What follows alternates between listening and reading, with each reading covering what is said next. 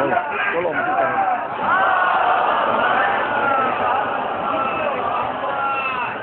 دیکھیے ایک منٹ، دیکھیے یہ بکھرے بکھرے نعرے مناسب نہیں ہیں. آواز میں دیتا ہوں، بآواز بلند جواب آپ حضرات دیں گے. نعرہ تکبیر، نعرہ رسالت، نعرہ حیدری، نعرہ صلوات.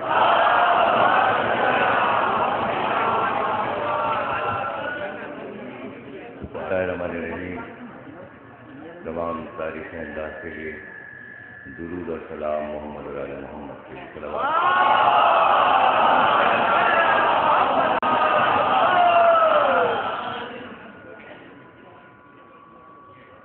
جن مجالس کا اعلان ہے اس کے مطابق آج مجالس کا پہلا دن ہے اور دنیا کا تاریخی امام باڑہ حسین آباد چھوٹا امام باڑہ جو مجالس مقرر ہیں یہاں کی، اس کے مطابق تمیزی تقریر آپ حضرات لکھنؤ شہر میں سماعت فرما رہے ہیں. ابھی تو آج ہم نے لکھنؤ پہنچ کر دل بھر کے لکھنؤ کو دیکھا بھی نہیں، اور جو یہاں پہنچنے کے تاثرات ہیں وہ ایک دن میں تو بیان نہیں ہو سکتے. پھر آپ لوگوں سے ملاقات اور گفتگو مسلسل اس عشرے میں اور درگاہ کے خمسے میں رہے گی. اس سے پہلے بھی جب بھی آیا ہوں لکھنؤ میں تو تمام یہاں کے عزادار اور مومنین اسی شان سے عزاداری کرتے رہے ہیں. یہ بھی عزاداری کا حصہ ہے جسے لاؤڈ اسپیکر کہتے ہیں، اور اس کے بارے میں بھی جہاں بھی میں دنیا کے کسی بھی ملک میں گیا ہوں تو تقریر میں اس کے بارے میں بھی بہت کچھ کہہ چکا ہوں. میں نہیں چاہتا کہ میں وہ سب کچھ یہاں دہراؤں، لیکن ایسا ہوتا رہا کہ جب سے یہ لاؤڈ اسپیکر ایجاد ہوا لکھنؤ میں نے وہ مجلسیں بھی سنی ہیں جب لاؤڈ اسپیکر نہیں تھا، اور جب یہ آ گیا تو شروع میں بہت سے لوگوں کو جو لوگ چلاتے تھے انہیں چلانا نہیں آتا، تو یہ گڑبڑ کیا ہی کرتا تھا پہلے بھی، اور اب بھی یہ گڑبڑ کرتا رہتا ہے. اس لیے کہ یہ آپ کا بنایا ہے.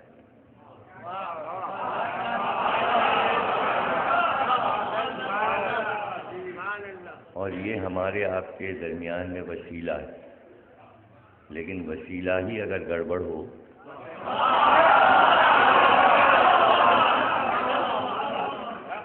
وسیلہ اچھا ہونا چاہیے. تو یہ لاؤڈ اسپیکر جو کبھی کبھی خراب ہوتا رہتا ہے ہر شہر ہر ملک میں، تو اس سے ہماری مجلسوں کو ایک سبق ملتا ہے کہ بھائی کبھی وسیلہ غلط نہ بنانا اور خود نہ بنانا، بلکہ جو آسمانی ہو اسی کی طرف دیکھنا. انسانوں کے بنائے ہوئے وسیلے جو ہیں وہ دھوکہ دے جاتے ہیں. بہرحال اب اس میں بھی ذرا سائنسی ٹیکنالوجی میں بڑی ترقی ہو گئی ہے، بڑی اچھی اچھی چیزیں اس میں آ گئی ہیں، اور اصل میں بات یہ ہوتی ہے کہ دیکھیے جو اپنی ذاتی استعمال کی چیزیں ہوتی ہیں اس کا تو سب بہت خیال رکھتے ہیں، اور جو اجتماعی ہوتی ہیں وہ ایک دوسرے پہ چھوڑ دیتے ہیں.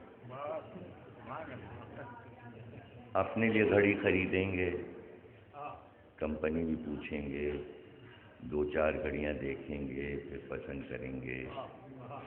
اپنے لیے فریج لیں گے تو بہت ہی پوچھ پاچھ کے لیں گے. اپنے لیے موبائل لیں گے تو اچھی کمپنی کا دیکھ کے لیں گے. لاؤڈ اسپیکر کسی کا تھوڑی ہے، یہ تو ٹرسٹ کا ہے، امام باڑے والوں کو کرنا چاہیے. اچھا اعتراض سب کریں گے، آواز نہیں آ رہی. ابھی کیوں نہیں آ رہی؟ کس کی غلطی ہے؟ کس کی غلطی ہے؟ بھائی لکھنؤ عزاداری کا مرکز صدیوں سے ہے، اور ان صدیوں میں جن لوگوں نے یہاں سیکھا اور سیکھ کر غیر ملکوں میں چلے گئے تو وہاں انہوں نے اس پیغام کو پھیلایا. عزاداری گئی یہیں سے، لکھنؤ سے گئی اور پوری دنیا میں پھیل گئی. پہلے ہندوستان میں پھیلی، ایک ایک چپے، ایک ایک صوبے، ایک ایک ملک، ایک ایک گاؤں، اور پھر ہندوستان سے نکلی تو عراق تک گئی. عراق میں روزہ ہے، زیارت تھی، عزاداری نہیں تھی. عزاداری یہاں سے گئی، لکھنؤ سے گئی. ارے بھائی دیکھیے وہاں حضرت قاسم کا حجلہ بنا ہوا شادی کا، تو وہ لکھنؤ سے تو گئی لڑکی مہندی کی. شام غریبہ عراق میں یہاں سے گئی، آگ کا ماتم یہاں سے گیا، زنجیر کا ماتم یہاں سے گیا. تو دنیا کا کوئی ملک ایسا نہیں جس نے لکھنؤ سے نہ سیکھا ہو. یہی کیا جاتا ہے. اچھا جب میں نیا نیا کراچی میں گیا تو وہاں جو لکھنؤ کے حضرات تھے اچھے ذمہ دار انجمنوں کے، میں نے کہا یہاں کراچی میں ہر شہر کی انجمن ہے. جارچے کی انجمن ہے، امروہے کی انجمن ہے، مراد آباد کی انجمن ہے، کانپور کی انجمن ہے، زید پور کی انجمن ہے. سب نے اپنی اپنی ماتمی انجمنیں بنائی. لکھنؤ کی کوئی انجمن نہیں. کہنے کیا ضرورت ہے؟ اور یہ جو عزاداری ہو رہی ہے لکھنؤ کی تو ہے.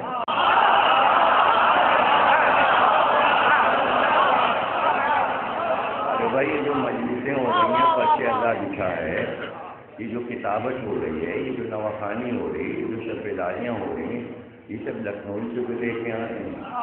تو جو کچھ ہوتا رہے گا عزاداری میں لکھنؤ کا نام ملتا رہے گا، لکھنؤ کا نام سب سے آگے رہے گا. تو اب دیکھیے لاؤڈ اسپیکر بھی یہیں سے چل رہا. اچھا اب یہ ہوتا ہے کہ کبھی کبھی مرکز میں کچھ گڑبڑ ہو جاتا ہے، کچھ نہ کچھ ہو جاتا ہے. دیکھیے یہاں سے سوچ خانی چلی اور دنیا میں پھیل گئی. لکھنؤ میں سوچ خانی نہیں، غائب ہو گئی. تو غائب اگر ہو گئی تو اس کے معنی یہ نہیں کہ ہم بانی نہیں، بانی ہم ہی رہیں گے ہر چیز کے، چاہے وہ جمعے کی نماز ہو یا شب لائے. جمعے کی نماز بھی یہیں سے نکلی ہے، پہلے نہیں ہوتی تھی، یہیں سے نکلی. آج کی مسجد سے جمعے کی نماز تھی تو کتابوں میں نماز نہیں ہوتی تھی. پہلی نماز جمعہ لکھنؤ میں ہو، اب تو سبھی پڑھتے ہیں، سب جگہ ہو رہی ہے اور ہونے لگی. اور یہ جو اذانوں میں ہم بڑی شان سے پکارتے ہیں علی ولی اللہ، ہوتا تو تھا آواز دبا کے کہتے تھے. لکھنؤ والوں نے آواز کھلوا دی تو پھر سب جگہ ہونے لگا علی ولی اللہ. اچھا سب سے مزے کی بات جو ہے لکھنؤ کی، ابھی راستے میں ٹرین پہ بھی ہمارے بھائی سے بات ہو رہی تھی، وہ آئے ہوئے یہاں دلی سے ساتھ میں ہمارے، کہ ایک بات لکھنؤ والے کی جو خاص ہے، جو ایک طرح کا راج ہے جو دوسروں کے سمجھ میں نہیں آتا.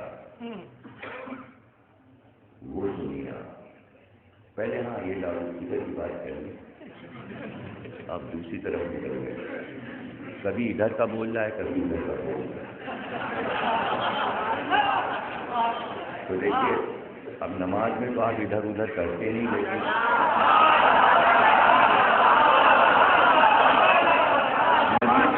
مسجد میں تو کر سکتے ہیں، کبھی ادھر کبھی ادھر. تو ادھر کا بولے گا تو ادھر رہیں گے، جب ادھر کا بولے گا تو بس یہ کہ آواز آنی چاہیے. تو دو دھاروں سے آواز جا رہی ہے اور بیچ میں بھی کچھ ہے اور اس کے نیچے بھی ہے، لیکن یہ سب پتہ نہیں کہ کون کہاں آواز کو پہنچا رہا ہے. کچھ کیمروں کے ہیں، کچھ آپ کے لیے ہیں. بلکہ آواز آنی چاہیے کہ آپ سنتے رہیں. کمیٹی مجلس ہے اور انشاءاللہ ہم سلمان پر بھی گفتگو کریں گے. تو جب یہ لاؤڈ اسپیکر ایجاد ہوا تو وہ یہی ہوتا تھا کہ وہ بیٹھا لے کے مشین ادھر اور ادھر لگا دیا اور سیڑھیاں بجنا شروع ہو گئی. اب وہ نازک مزاج خطیب ہمارے کہاں یہ سب شین ہو رہا ہے. تو وہ کبھی نیشنل محروی صاحب بھی بڑھ جاتے، کبھی کبن صاحب ناراض ہو جاتے تھے، ہٹاؤ اس کو ہٹاؤ اس کو، ہٹ جاتا تھا، پھر وہ صحیح ہو جاتا تھا، جناب لگا صحیح ہو گیا وہ پھر ویسے. تو یہ مسائل تھے.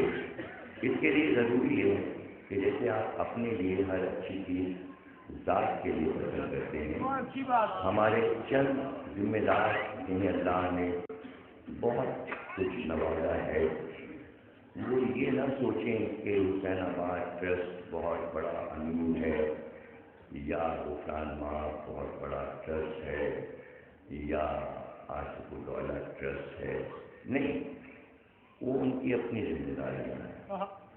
آپ جو چیز بھی دیکھیے کہ امام باڑے میں کسی چیز کی کمی ہے، خاموشی سے آپ کر دیجیے.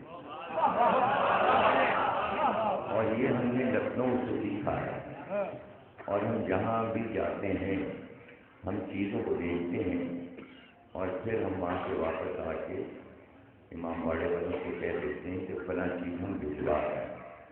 آپ کے ساتھ کس سے سنا دیں آپ کو. یہ مجلس جو ہے نا پورے ورلڈ میں دیکھی جا رہی ہے، یہ آن لائن جا رہی ہے. سب کمپیوٹر پہ بیٹھے ہوئے، کراچی میں بھی، امریکہ میں بھی، لندن میں بھی، تمام لوگ اس وقت یہ مجلس سن رہے ہیں اور سب کی چیٹنگ چل رہی ہے، اپنی رائے بھی دے رہے ہیں وہ، اور گفتگو ہو رہی ہے، مجلس سن رہے ہیں. انگلینڈ میں بھی ماشاء اللہ. تو یہ میسج تمام جا رہا ہے اور حسین آباد دیکھا جا رہا ہے پورے ورلڈ میں کمپیوٹر پہ. تو میں ملتان میں مجلس پڑھنے گیا تو سب ماشاء اللہ امیر لوگ، جاگیردار. ابھی آپ کو پتہ ہے نا کہ جاگیرداری نظام پاکستان میں ختم نہیں ہوا، یہاں ہو گیا اور اچھا ہی ہوا کہ ہو گیا، سب برابر ہو گئے. پنڈت جواہر لال نہرو صاحب نے دورہ کیا اور انہوں نے کہا کسان اور ذمہ دار سب برابر ہیں، تو ماشاء اللہ سب برابر ہو گئے. وہاں جھگڑا چل رہا ہے کہ بھائی یہ جاگیردار جو ہیں وہ ختم کرو، لیکن بعض جاگیردار جو ہیں جنہوں نے اپنی جاگیریں امام حسین کے نام کر دی وہ ختم نہیں ہو گئے. ہاں، تو جاگیردار تو نہیں رہے گا لیکن اس کی جاگیر رہے گی. اچھا، وہاں ناراض بھی ہو جاتے ہیں. لاہور نواب صاحب وہاں کے جو تھے قدرباز خطیب، پورا لاہور ان کا تھا. انہوں نے مرنے سے پہلے ساری زمینیں زلجنا کے نام کر دی، کچھ نہیں لیا. اب اس میں اگر کوئی قبضہ کرتا تو زمین پہ تو کہتے تو زلجنا تم سے نپٹے گا. اور ہوا کہ کسی کو پھانسی ہوئی، کسی کو سزا ہوئی، کسی کو کچھ ہوا، اپنے اپنے معاملات میں. اس لیے کہ زلجنا نے سب سے بدلہ لیا اس کی زمینیں جو ضبط کی تھی لوگوں نے. تو ملتان میں بھی کئی کروڑ روپے کی زمینیں سب امام باڑے کے نام. انتظام کرنے والے صحیح مطلب آئے. تو وہاں ہر چیز ہے جناب، امیروں کا شہر ہے ملتان. عجیب بات یہ ہے کہ ممبر نہیں ہے وہاں، اور وہاں ممبر سے خطابت ہوتی بھی نہیں. سب ایک میز رکھ لیتے ہیں اور ایک کرسی رکھ لیتے ہیں، جیسے پرائمری اسکولوں میں ہیڈ ماسٹر جو تو وہ کھڑے ہو کے تقریر کرتے ہیں اور کرسی پہ ہاتھ رکھ لیتے ہیں اور کھڑے کھڑے تقریر کرتے ہیں. اب جب میں ملتان گیا تو میں کھڑے ہو کے تقریر کرتا ہوں. میں تو لکھنؤ سے گیا ہوں نا. تو یہاں دیکھیے بات سے بات نکلتی ہے. یہاں جلسہ جب کوئی ہوتا ہے تو اس میں کھڑے ہو کے تقریر کرتے ہیں. اس میں کھڑے ہو کے تقریر کرتے ہیں. 1963 یا 64 میں خیرپور پاکستان میں ایک مجلس پہ حملہ ہو گیا اور سارے عزاداروں کو کلاڑوں سے مار ڈالا. تو ان عزاداروں کی تصویریں یہاں آئیں مولانا کبن صاحب طلب حسین صاحب علیہ اللہ مقاموں کے پاس. تو وہ تصویریں سب نے دیکھی یہاں لکھنؤ میں. تو آصف الدولہ میں بہت بڑا تعزیتی جلسہ ہوا, زبردست بڑا مجلس, اس میں تمام علماء شریف ہوئے.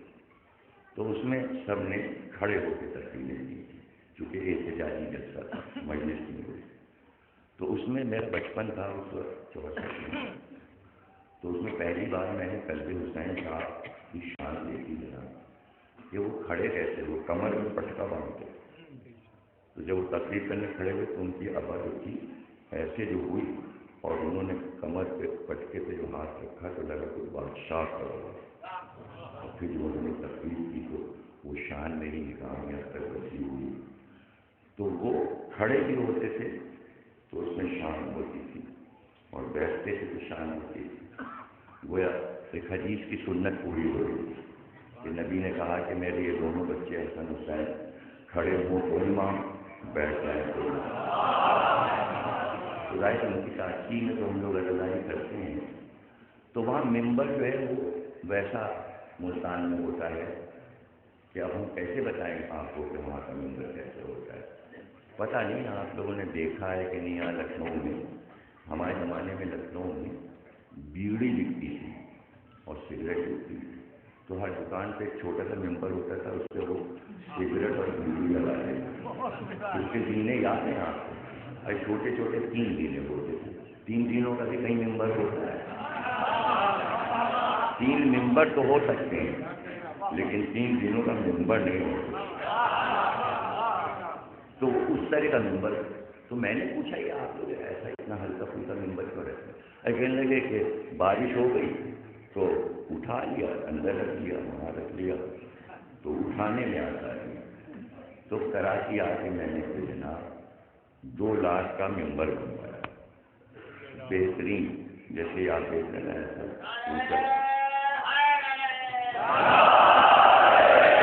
اور اس کے میں نے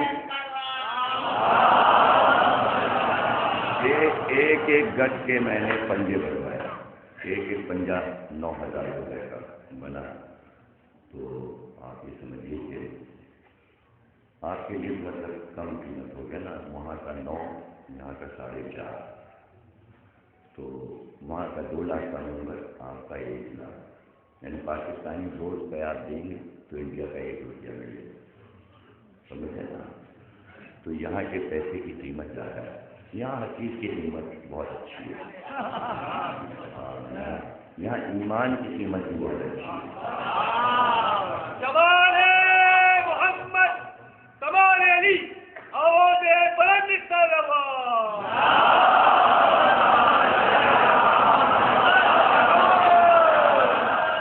تو جناب وہ ممبر ہم نے ٹرک پہ لگوا کے ملتان بھجوایا. وہاں ماشاء اللہ بڑا اچھا استقبال اور وہ رکھا ہوا ممبر. لیکن کمال ہے جو کھڑے ہو کے تقریر کرتے ہیں ممبر دیکھتے رہتے ہیں مگر کھڑے ہو کے رہتے ہیں.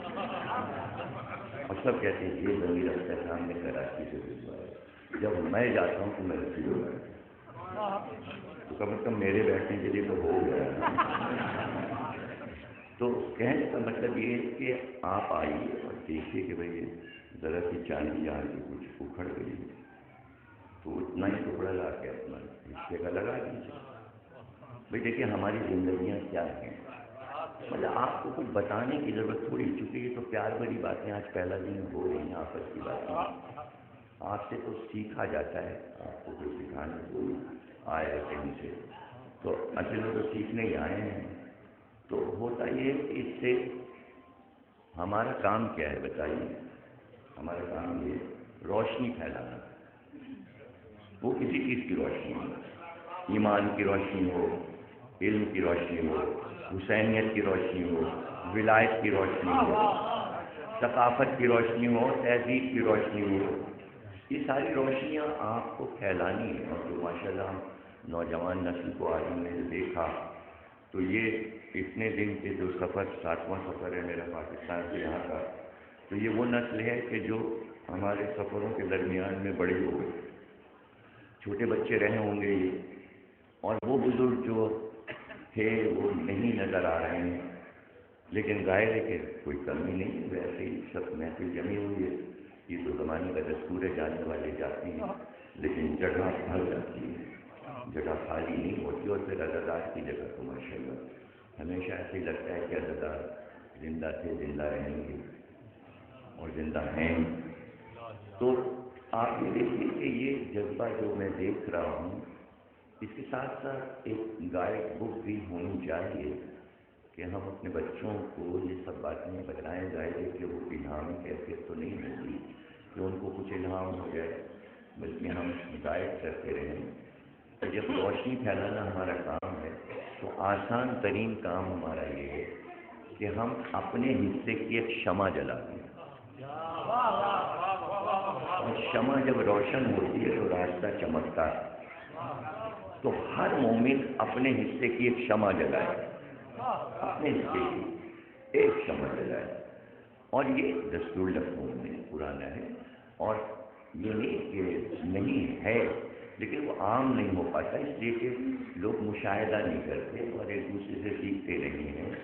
یعنی ایک زمانہ تھا کہ 1857 کے بعد لکھنؤ میں جہاں جہاں لڑائی ہوئی تھی انگریزوں سے، تو وہاں گولے چلے تھے، تو بہت سے امام باڑے زخمی ہوئے تھے، اور کچھ مینار اور امام باڑے کی دیواریں شہید ہوئی تھیں، تو ان کے بننے کی نوبت نہیں آئی۔ ظاہر ہے کہ ہندوستان آزاد ہوا تو ہر قوم غریب تھی، آہستہ آہستہ سب امیر ہوئے، حکومت بھی امیر ہوئی، تو لوگوں نے اس طرف توجہ نہیں دی، لیکن کچھ مومن ایسے تھے جو مجھے یاد ہیں کہ وہ ٹوٹے امام باڑوں کو آباد کرتے تھے اور مولاناؤں سے وعدہ لیتے تھے صبح کی نماز بیلگارت کی مسجد میں پڑھا دیجیے گا، اور وہ جو بے چھت کا امام باڑہ ہے وہاں ایک مجلس ہوگی۔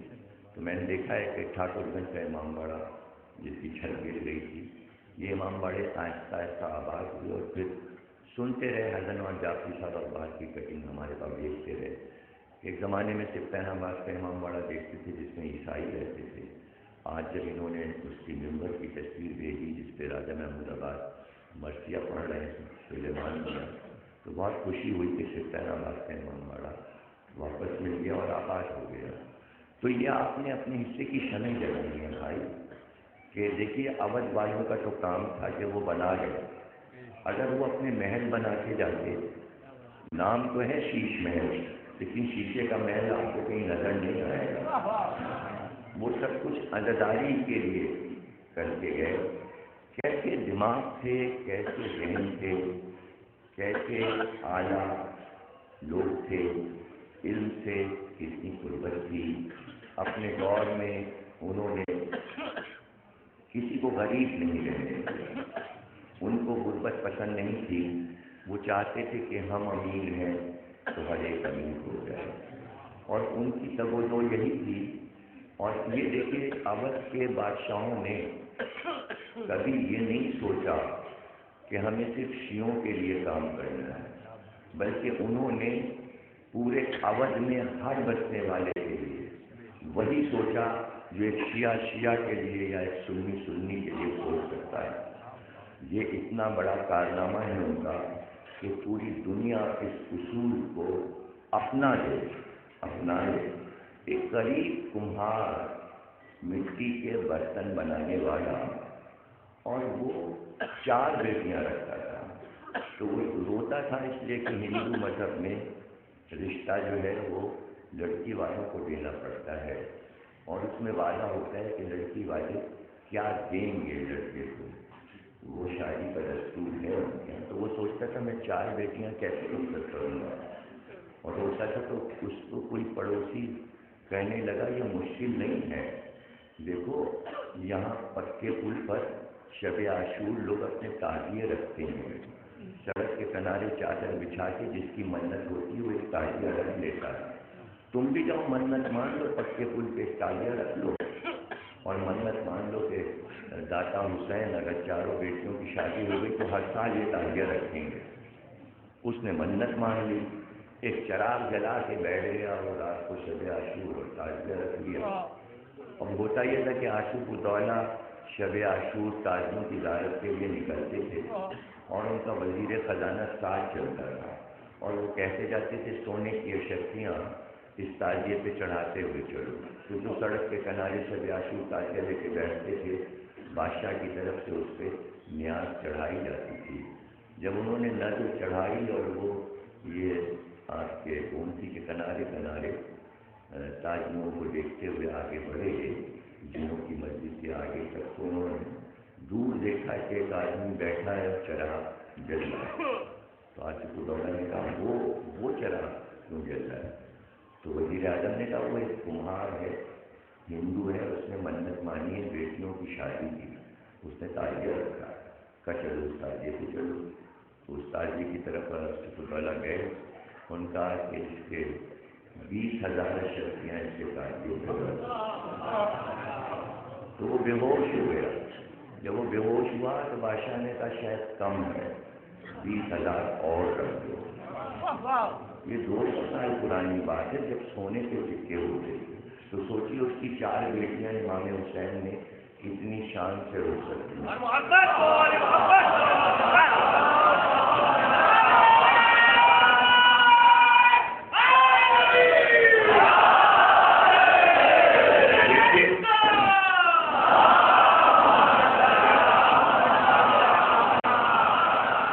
دیکھیے اودھ کے بادشاہوں نے تاریخ کو بہت کچھ سکھایا ہے، اور یہ اگر آپ سنیں یا ڈسکس کریں، دنیا میں کوئی ایسا نہیں ہے جس کے دشمن نہ ہوں، ایسا تو ہوتا ہی نہیں۔ مولا علی نے فرمایا جس کے دشمن نہ ہوں وہ منافق ہے، تو دشمن تو بہت ضروری ہے، اس سے کہ دشمن پہچان کرواتا ہے شخصیت کی عظمت کی۔ تو اگر آپ سنتے ہیں یا پڑھتے ہیں کہ نوادین اودھ کے بھی دشمن ہیں، تو دشمن حاسدین میں ہیں جو جلتے ہیں کہ یہ بادشاہ اپنے نام کیسے زندہ رکھے، اس لیے کہ ایران میں تو 8,000 برس کی شاہی تھی، اور آج نہ جمشید بادشاہ کی قبر کا پتہ، نہ دارا کی قبر کا پتہ، نہ نوشیروان عادل، یہ بڑے بڑے بادشاہ تھے کہ ان کی شان پوری دنیا میں کافی تھی۔ دنیا رومی بادشاہوں اور یونان کے بادشاہوں کے چرچے تاریخ میں بھرے پڑے ہیں، جو کروڑوں جواہرات میں کھیلتے تھے اور تمخار اور مخمل کے فرش پر چلتے تھے، جن کے آگے پیچھے زرقی کمر غلام ہوتے تھے، آج ان کی قبروں کا پتہ نہیں ہے۔ اور یہ تو کافر دور کی باتیں ہیں، یعنی جاہلیت کی، جب کے بادشاہ تھے لا الہ کہنے والے بنی امیہ اور بنی عباس کی قبروں کا پتہ نہیں ہے۔ ڈھونڈیے کیا ان کا جاؤ شمشا، سب پڑھیے کتاب میں، لیکن ڈھونڈتے پھریں گے آپ کو کسی بادشاہ کی قبر نہیں ملے گی۔ واہ شاہان اودھ، کیسی بات سوچی کہ گھر بنواؤ حسین کا اور اسی میں مرنے کے بعد بھی غلامی کرتے ہو۔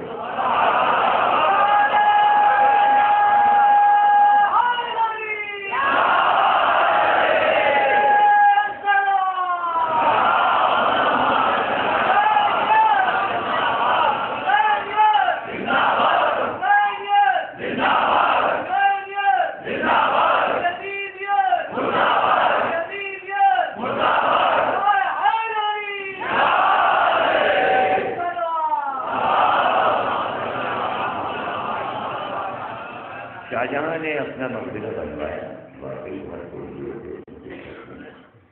لیکن تفریح گاہ ہے، لوگ تفریح کرنے آتے ہیں، لیکن آصف الدولہ کے امام باڑے میں اور حسین آباد کے امام باڑے میں کوئی تفریح کرنے نہیں آ سکتا۔ جو آئے گا پیلن سے سر دکانے آئے گا، وہ کتنا ہی فارن ملک سے آئے اور کسی بھی مذہب والا ہو، آئے گا تو زیارت کہہ کے آئے گا، یہاں تفریح کرنے نہیں آئے، اس لیے کہ یہ تفریح گانے نہیں ہے، یہ حسین کے گھر ہیں، حسین کے گھر ہیں، اور یہ گھر کسی کے انتظار میں بنے۔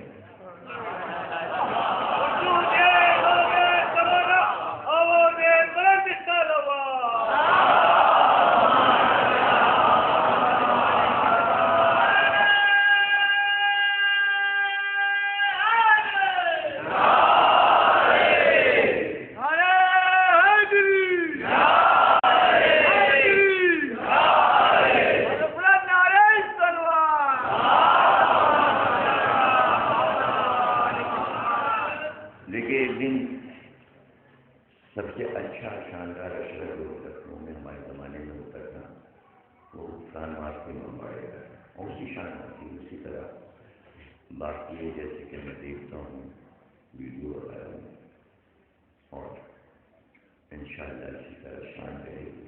دوسرا بڑا اشرا مدرسہ ہے ناظمیہ کا ہوتا ہے، دن کے دو بڑے اشرے لکھنؤ میں ہوا کرتے تھے، اور ان دونوں اشروں کا پورے سال انتظار رہتا تھا۔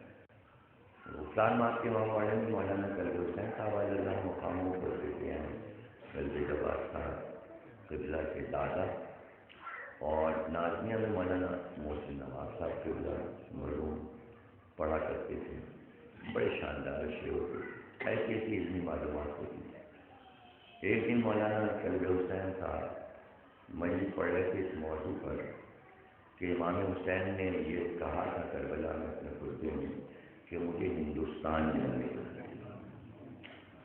تو اس سے انہوں نے اپنا جملہ یہ کہا کہ مولا آئیے ہندوستان آئیے۔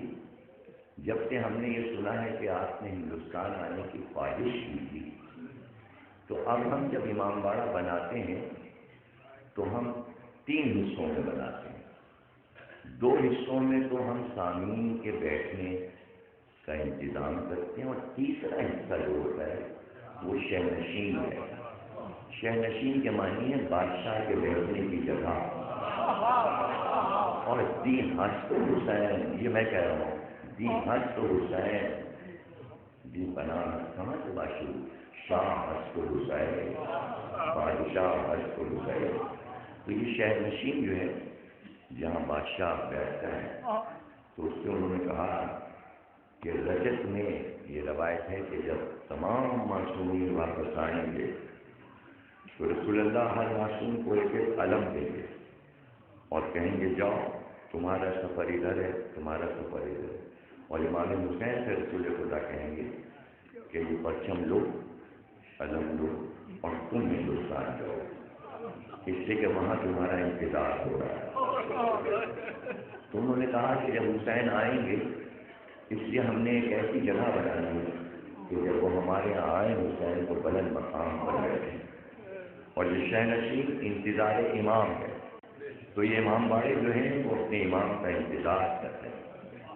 اسی لیے آپ دیکھیے کہ ان امام باڑوں میں رونق کتنی ہوتی ہے۔ کوئی ایسا مکان ہو جس کا متین نہ ہو تو وہ بھوت خانہ لگتا ہے، بھوت خانہ لگتا ہے۔ ہاں، جو لوگ چاہتے ہیں کہ ان کا مکان کھنڈر نہ لگے، ویرانہ نہ لگے، بھوت نگر نہ لگے، تو وہ اگر باہر کے ملکوں میں جاتے ہیں تو پڑوسی کو چابی لے جاتے ہیں اور کہتے ہیں بھائی ہم امریکہ جا رہے ہیں 2-4 سال کے لیے، ہمارے مکان کا خیال رکھیے گا تاکہ اس میں کہیں ایسا نہ ہو پرندے گھونسلے لگا لیں اور جانور گھسائیں، تو تالا کھول کے ذرا صفائی کرتے رہیے گا۔ تو کسی کی نگرانی میں مکان دے دیا جاتا ہے، تالا لگا کے کنجی کسی کو دے دیتے ہیں، تو وہ پڑوسی جب تک موجود رہتا ہے بات مشہور رہتی ہے کہ بھائی اس مکان کے مالک باہر ملک میں گئے، چابی فلاں کے پاس ہے، ان کی نگرانی میں مکان ہے، اور اگر ایسا نہ ہو تو لوگ قبضہ کر لیتے ہیں یا توڑ پھوڑ دیتے ہیں. اس کھنڈر میں کچھ اور دلچسپیاں لوگوں کی ہو جاتی ہیں، وہ کسی اور طرح آباد ہوتا ہے لیکن لگتا ویرانہ ہے. تو اسی لیے آپ یہ دیکھیے کہ اس سے یہ معلوم ہوتا ہے کہ مالک مکان موجود ہے.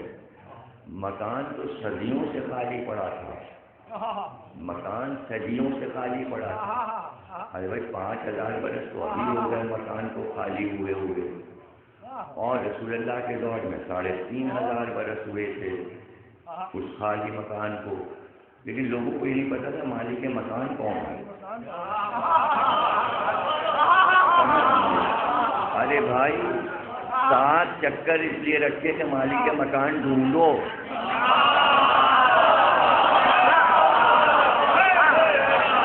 یہ اب تک مالک مکان کو ڈھونڈ رہے ہیں، ورنہ کسی مکان کے لیے چکر لگانے کا مقصد کیا ہے؟ ارے بھائی دیکھنے جاتے ہیں آباد ہوا کہ نہیں ہوا، ارے مالک آیا کہ نہیں آیا. جاتے ہیں 7 چکر لگاتے ہیں، دیکھتے ہیں تالا پڑا نہیں، ابھی مالک مکان آیا نہیں ہے.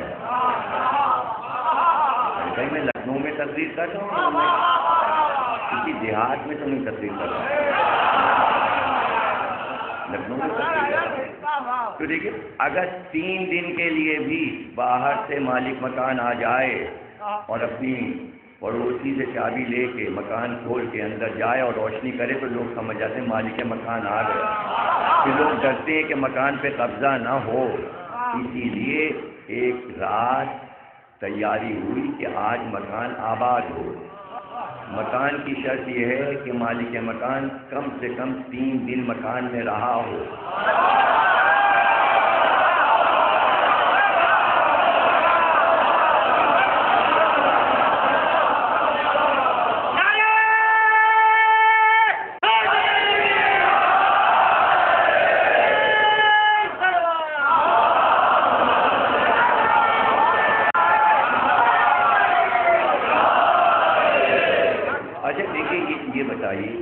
چاند کو تو آپ نے دیکھا ہوگا، میرے خیال میں چاند کی کون سی تاریخ ہے؟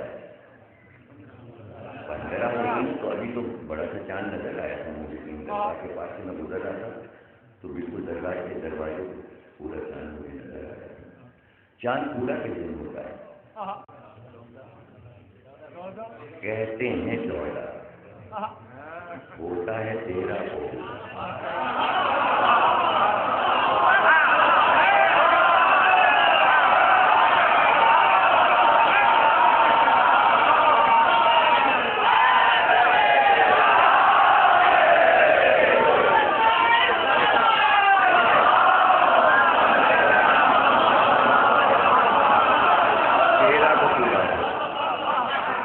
رکھ دیا 14ویں کا چاند، لیکن ہے 13 والا.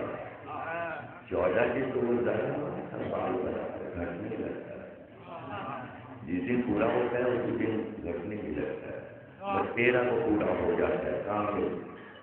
تو عرب میں یہ دستور تھا کہ جس دن چاند پورا ہوتا تھا تو چاندنی راتوں میں تمام عرب کے قبائل کے سردار خانہ کعبہ کے چاروں طرف قالین بچھا کے بیٹھتے تھے.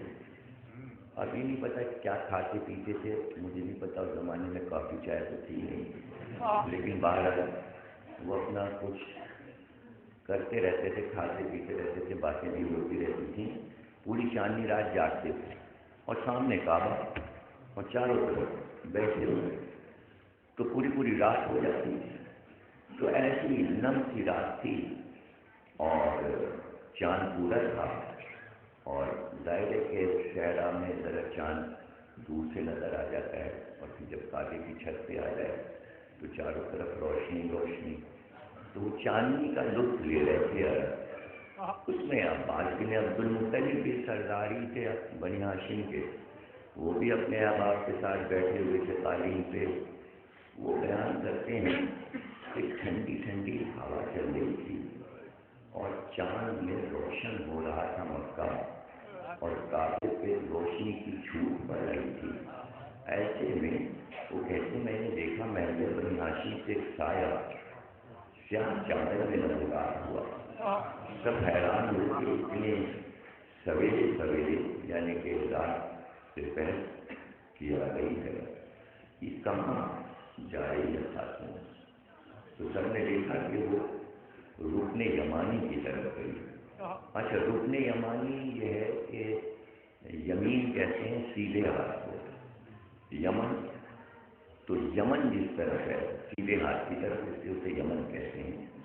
تو کعبہ کی جو دیوار جس ملک کی طرف ہے اس کا نام وہی ہے، رکن شامی یعنی وہ حصہ شام کی طرف ہے، رکن یمانی یعنی وہ دیوار یمن کی طرف۔ یمن کی معنی بہت سے ہیں، عربی میں ایک لفظ کے بہت سے معنی ہوتے ہیں، اور دنیا کی ہر زبان میں، اردو میں بھی، ہندی میں بھی، سنسکرت میں بھی ایک ایک لفظ کے بہت سے معنی ہوتے ہیں، اور لفظ کئی جگہ استعمال ہوتا ہے۔ یمن لفظ جو ہے امن سے ہے، اور اسی سے لفظ بنتے جاتے ہیں۔ عربی میں روٹ ہوتے ہیں، ایک مین خاص لفظ ہوتا ہے اور اس کے ارد گرد اس کا پورا خاندان ہوتا ہے۔ تو یمن، امن، یمین، یمان، ایمان، آمنہ، ایمن، یہ سب ایک خاندان کے لفظ ہیں اور سب کے معنی امن ہیں۔ تو چونکہ پیغمبر امن آنے والے تھے اس لیے ماں کا نام آمنہ رکھا، جس کی گود میں پلے وہ ام ایمن، اور باپ عبداللہ یعنی اللہ کا بندہ امن والا ہی ہوتا ہے۔ تو امن کے گھر میں امن کا پیغمبر آیا، تو یمن کے معنی ہے امن والا حصہ۔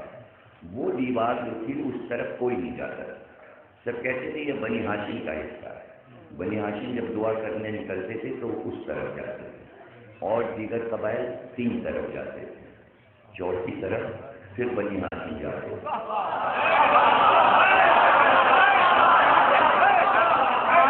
تو دیکھا انہوں نے کہ وہ خاتون رکن یمانی کی طرف گئی اور دعا کے لیے ان کے ہاتھ اٹھے، اور پھر انہوں نے دیکھا کہ خانہ کعبہ کے اندر وہ چلی گئی۔ تو سب لوگ اٹھے کہ یہ کیا حیرانی، تو آ کے دیکھا کہ دروازے میں تالا پڑا ہوا، چابی منگائی گئی اور اس کی کنجی سے تالے کو سب نے مل کے کھولا، مگر نہ کھلنا تھا، تالا نہیں کھلا، اور پورے مکے میں ایک شور ہو گیا۔ بعد میں پتہ چلا یہ ابو طالب کی زوجہ فاطمہ بنت اسد تھی، اور 3 دن کوشش کرتے رہے مگر تالا نہیں کھلا۔ 3 دن جب گزر گئے تو اللہ نے چاہا کہ بتا دے کہ مالک مکان آ گیا۔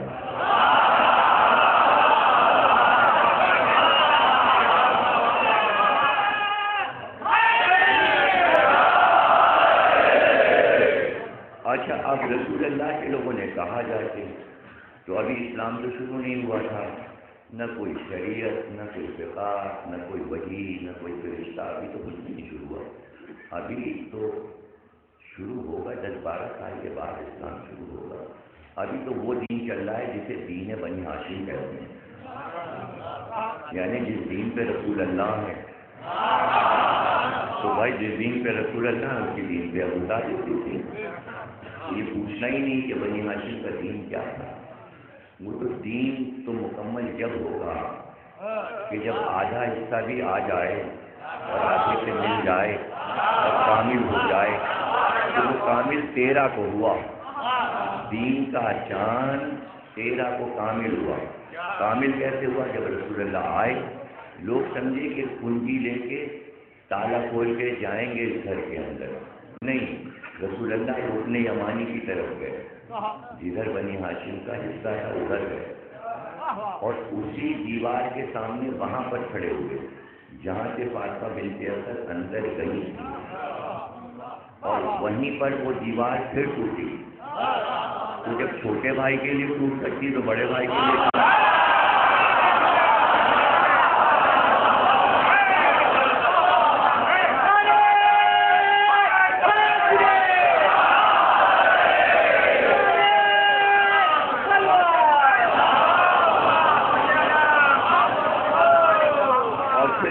باہر آئے تو اسی طرف سے آئے، اور پھر وہ دیوار شگافتہ ہو، یعنی اس میں حیرانی نہ ہو، اس لیے کہ یہ دونوں بھائی جہاں جاتے ہیں کبھی در ٹوٹتا ہے کبھی دیوار ٹوٹتی ہے،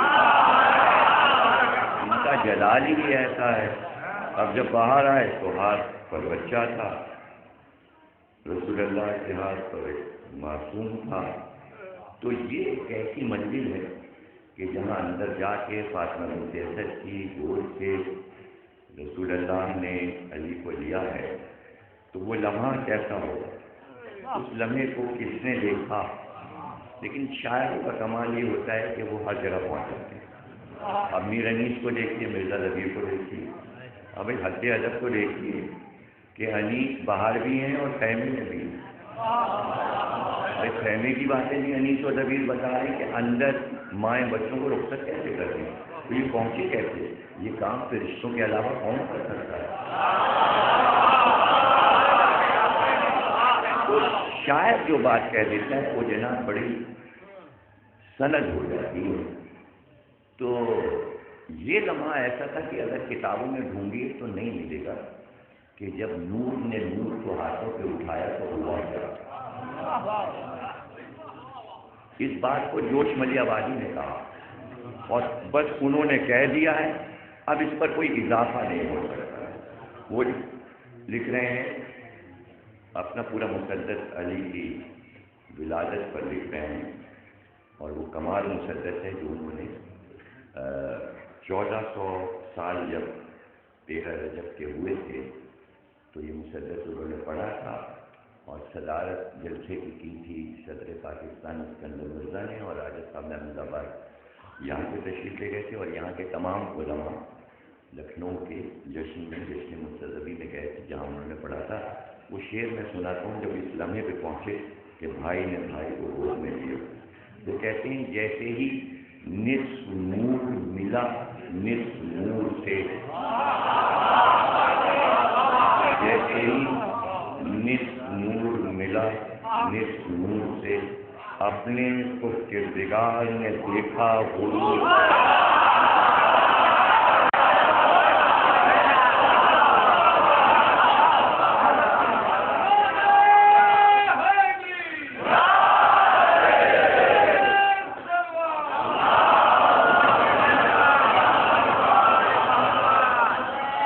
اب یہ غرور دیکھیں نا،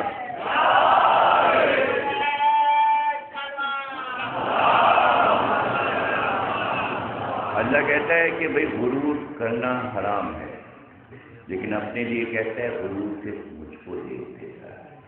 تو اپنی بنائی ہوئی چیزوں پر خود ہی غرور کرتا ہے. کس کو دکھا رہا ہے؟ نہیں. کیوں ہے وہ مغرور؟ کیوں ہے اس کو غرور؟ کیوں ہے اس کو تکبر؟ کیوں اپنا نام رکھا ہے پر؟ کس بات پر غرور؟ کس بات پر؟ کیوں کہلواتا ہے کہ میں اللہ کو ہوں؟ تو غرور اس کو چاہتا معصومین پر ہے. ایسے بنا کے دکھاؤ.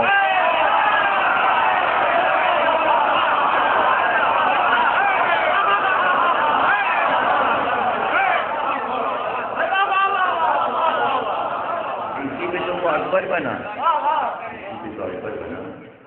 اور دیکھیے لوگ اس کو مطلب بہت سے لوگ یہ باریک باتیں سمجھ نہیں پاتے، تو بڑی حیرت ہوتی ہے کہ پھر سمجھانا پڑتا ہے کہ بھائی ماشاء اللہ بچے پڑھ رہے ہیں، ایجوکیشن کر رہے ہیں، تو اگر وہ ایم ایس سی کریں بی ایس سی کریں تو بھائی مقابلہ کس سے ہوگا؟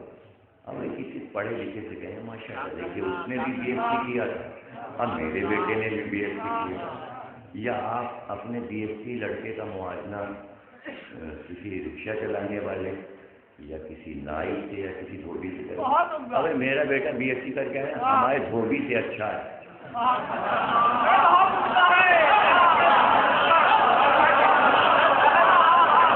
تو بھائی جب اللہ یہ کہتا ہے کہ میں اعلیٰ ہوں تو کس سے اعلیٰ ہے؟ ارے علی سے اعلیٰ ہے.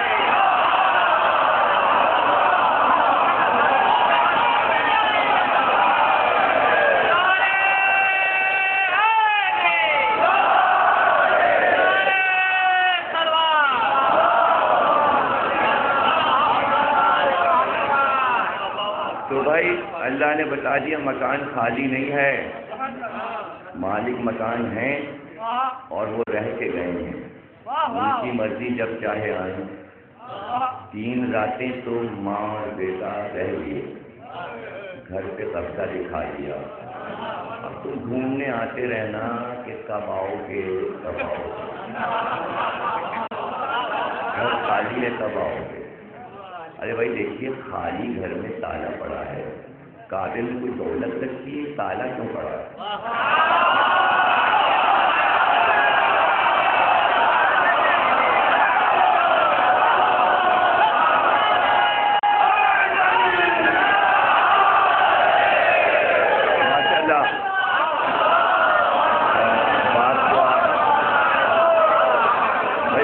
کیا چیز ہے جو چوری ہو جائے گی؟ تالا کیوں ہے؟ تو کعبے کا تالا یہ بتا رہا ہے کہ کسی کی ملکیت ہے، تالا ملکیت کو بتاتا ہے، تالا ملکیت کو بتاتا ہے کہ گھر کسی اور کا ہے، اور تالا اس لیے ڈالا گیا ہے کہ وہی آ کے تالا کھولے گا۔ 10 سال کے بعد رسول اللہ آئے مکے میں، اور ظاہر ہے کہ 14,000 آدمی ساتھ لے کے آئے تھے فتح مکہ سے۔ آتے ہی کعبے کے دروازے پہ کھڑے ہوئے۔ بس اب کیا شان میں بتاؤں کہ اس دن رسول اللہ کی شان کرتی کیا، امامہ کاندھے پہ شملے پڑے ہوئے، اور رسول اللہ نے اس دن کہا تھا فتح مکہ کے دن کہ سب لوگ اپنے کو ہواؤں کو چوڑا کر کے اور چوڑے ہو کے داخل ہونا، ہاتھوں کو پکڑ کے، اور یعنی جلال کے عالم میں حکم الہی ہے کہ آج جلال دکھاؤ کہ جہاں سے ہم نکالے گئے تھے کس شان سے آئے۔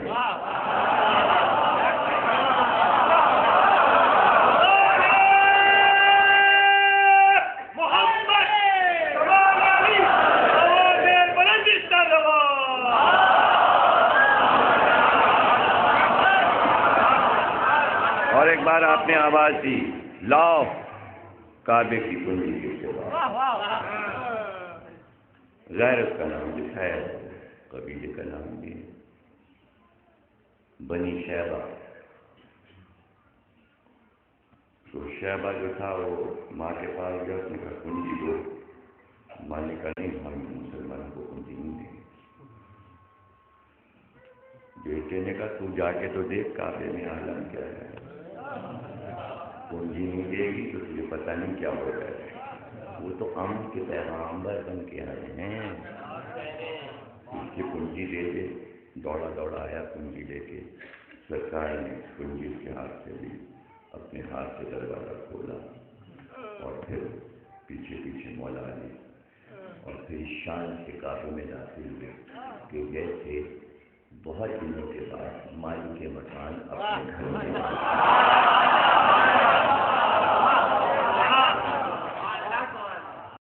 اور جب کام ہو گیا، باہر آئے، تالا لگایا، اور شہبہ سے کہا یہ لے کنجی تمہارے حوالے کر کے جا رہے ہیں، یعنی انہیں خوف نہیں ہے قبضے کا۔ تو یہ کنجی کیوں واپس کی؟ یہ کہہ کے واپس کی کہ میرا 12واں بیٹا جب آئے گا، کعبے کے تالے کی کنجی کے چوروں کے ہاتھ کاٹے گا۔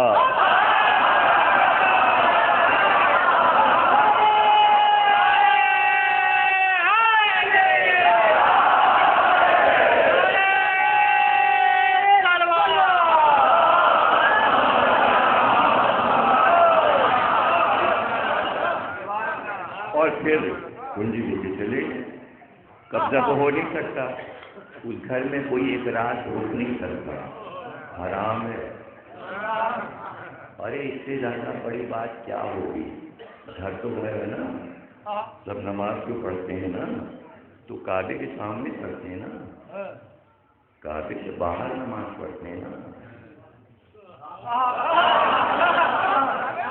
عجیب دیکھیے فقہ کی بات دیکھیے ذرا، دیکھیے نماز کہیں حرام نہیں ہوتی،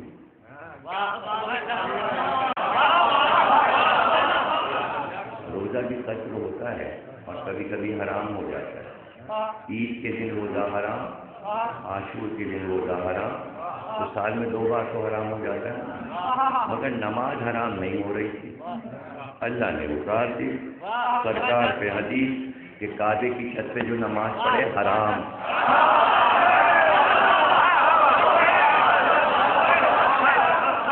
بھائی فقہ کی ہر چیز میں فروع دین میں حلال حرام ہے. نماز میں حلال حرام، روزے میں حلال حرام، جہاد میں حلال حرام، زکوٰۃ میں حلال حرام، خمس میں حلال حرام، لیکن توحید میں حلال حرام نہیں، عدل میں حلال حرام نہیں، نبوت میں حلال حرام نہیں، امامت میں حلال حرام نہیں، قیامت میں حلال حرام نہیں، عزاداری میں سب حلال حرام کچھ نہیں.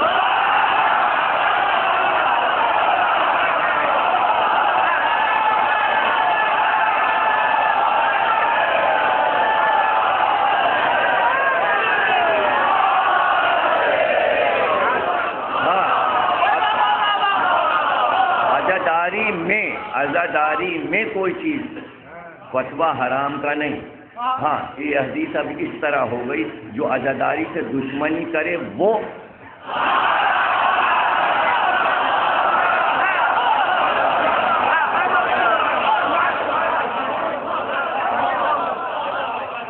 تو کعبے میں چھت پہ چڑھ کے کوئی نماز نہیں پڑھ سکتا. یہ بھی مالک مکان کا حکم ہے تاکہ ملکیت ظاہر ہو، تو اب گھر کا مالک جو ہے وہ ہے، اب قبضہ ہے، تو انتظار ہے اس کا کہ وہ کب اپنے گھر آئے گا. تو آپ دیکھیے کعبے کی نقل میں سب نے کتنے گھر بنا لیے، کروڑوں مسجدیں بن گئی. تو اگر عصر کی شبی بن رہی ہے تو کعبہ اگر مہدی کا ہے تو مسجدیں کس کی ہیں؟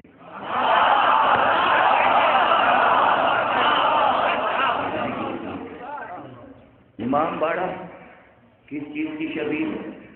آپ کو پتہ ہے کس چیز کی شبیہ ہے؟ ظاہر اصل کی نقل جو کہلاتی ہے وہی تو شبیہ ہوتی ہے. کعبے کی شبیہ مسجد نبوی، پھر اس کی شبیہ لوگوں نے مسجدیں بنائی، اور ہر دور میں مسجدوں کے نقشے بدلتے رہے. پہلے زمانے میں جب مسلمانوں نے مسجدیں بنائیں اور ہندوستان میں آئے تو 2 مینار اور 3 گنبد بناتے تھے. پاکستان میں پھر وہ ختم ہو گیا اور گنبد غائب ہو گئے. پہلے گنبد غائب ہوئے، 2 مینار ہے، پھر 1 مینار بھی غائب ہو گیا. 1 مینار اور 1 میناری مسجد ہے. مینار کے نقشے بھی بدل گئے. پہلے دیکھیے آپ کیسے خوبصورت مینار بنتے تھے، جیسے آج کی مسجد کے مینار ہے، اس کا غسل دیکھ کیا. اب جو بنتے ہیں تو وہ جیسے میزائل جا رہا ہے.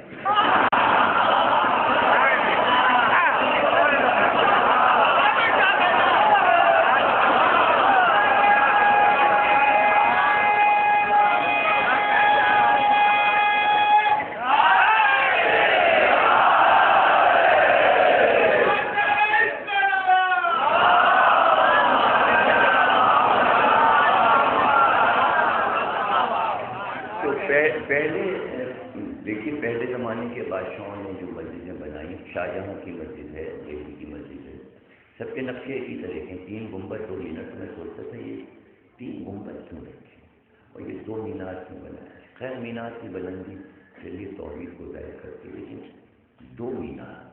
تو پھر ایک دن سمجھ میں بات آئی گئی کہ دراصل یہ مباہلے کا نقشہ ہے.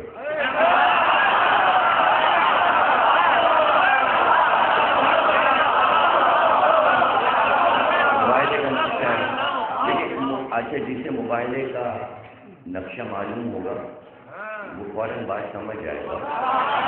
کیونکہ جب رسول اللہ گھر سے نکلے تھے تو ترتیب کچھ اور تھی، اور جب وہاں جا کے بیٹھے زمین پہ تو ترتیب کچھ اور تھی. جب گھر سے نکلے تو ترتیب یہ تھی کہ سب سے آگے رسول اللہ، اس کے بعد چادر میں جناب فاطمہ، اس کے بعد مولا آگے امام حسن کی انگلی رسول اللہ پکڑے ہوئی اور امام حسین گود میں. تو اس پہ لکھنؤ کے داخلین کہتے تھے کہ گود میں جو بچہ ہوگا وہ آگے ہوگا. تو لکھنؤ کے ذاکرین کہتے تھے موبائل میں حسین سب سے آگے.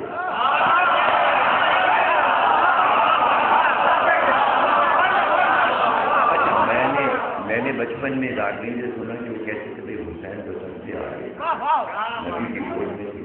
بعد میں نے اس سے سوچنا شروع کیا. میری بڑی عادت ہے کہ میں کسی سے کچھ سنتا ہوں تو کافی دیر سوچتا رہتا ہوں. تو میں نے سوچا کہ یہ حسین آگے کیوں تھے. تو بات سمجھ میں آئی کہ حسین سے تو نبی کی نسل چل رہی تھی, تو وہیں سے تو شروع ہونا تھا. اس کے بعد سید سجاد, پھر محمد باقر, پھر مہدی پر جانا, پھر سادات کو جانا. تو گھر سے نکلے تو یہ ترتیب تھی. جب وہاں پہنچے تو رسول اللہ بیٹھے فرش پہ, اور ایک طرف مولا علی کو بٹھایا اور ایک طرف جناب فاطمہ کو, اور سب سے آگے امام حسن اور امام حسین کو. تو اب ترتیب یہ بنی کہ سب سے بلند رسول ہوگا, تو بیچ کا گنبد جو ہے وہ بڑا ہوگا, ادھر ادھر کے گنبد چھوٹے ہوتے ہیں. اور کیونکہ علی اور فاطمہ دین کا مینار تھے,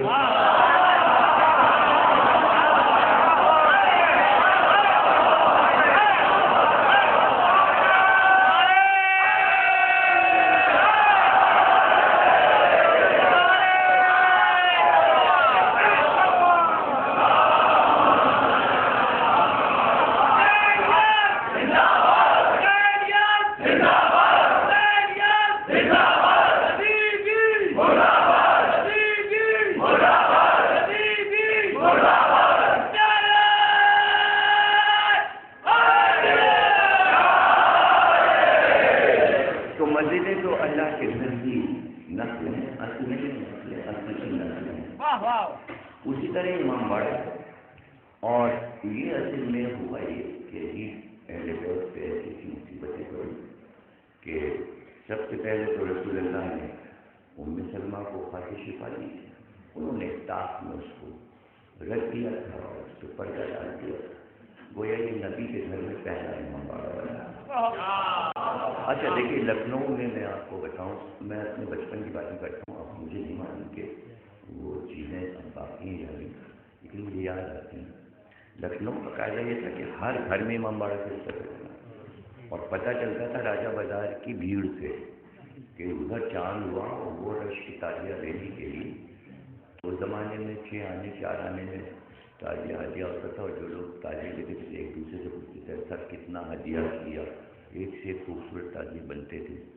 اب سنا سلطان المدارس میں آ گئے تازیہ سارے, لیکن ہمیں تو وہ راجہ بازار میں ہی اچھے لگتے تھے. تو وہ ایک شان تھی جو وہاں سے تازیہ آتے تھے لکھنوی, تو وہ ہر گھر میں رکھے جاتے تھے تازیہ, بڑا آسان. پھر جب وہ تازیہ اٹھ جاتا تھا, الوداع ہو جاتی تھی, تو ایک چھوٹا تازیہ روک لیا جاتا تھا,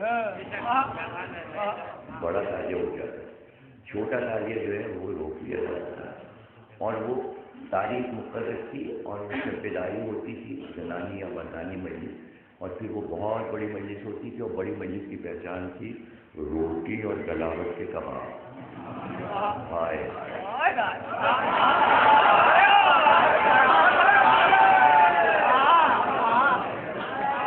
تو وہ جناب وہ بڑی مجلس ہوتی تھی, کیا کہنا. ویسے کباب کے لیے وہ پکانے بھی نہیں ہے, وہ بغیر پپیتے کے گلتے ہی نہیں.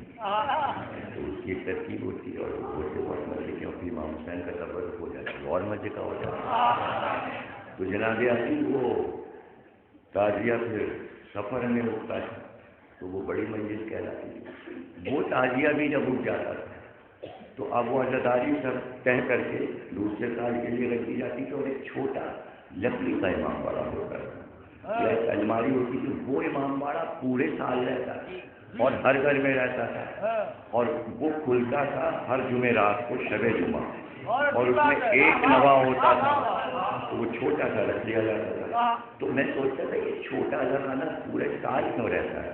تو پتہ چلا بڑا اذا خانہ تو بڑے اذا خانے کی شبیہ, یہ چھوٹا جو روکا جاتا ہے لکھنؤ میں, یہ ام سلمہ کا وہ طاق والا امام باڑا.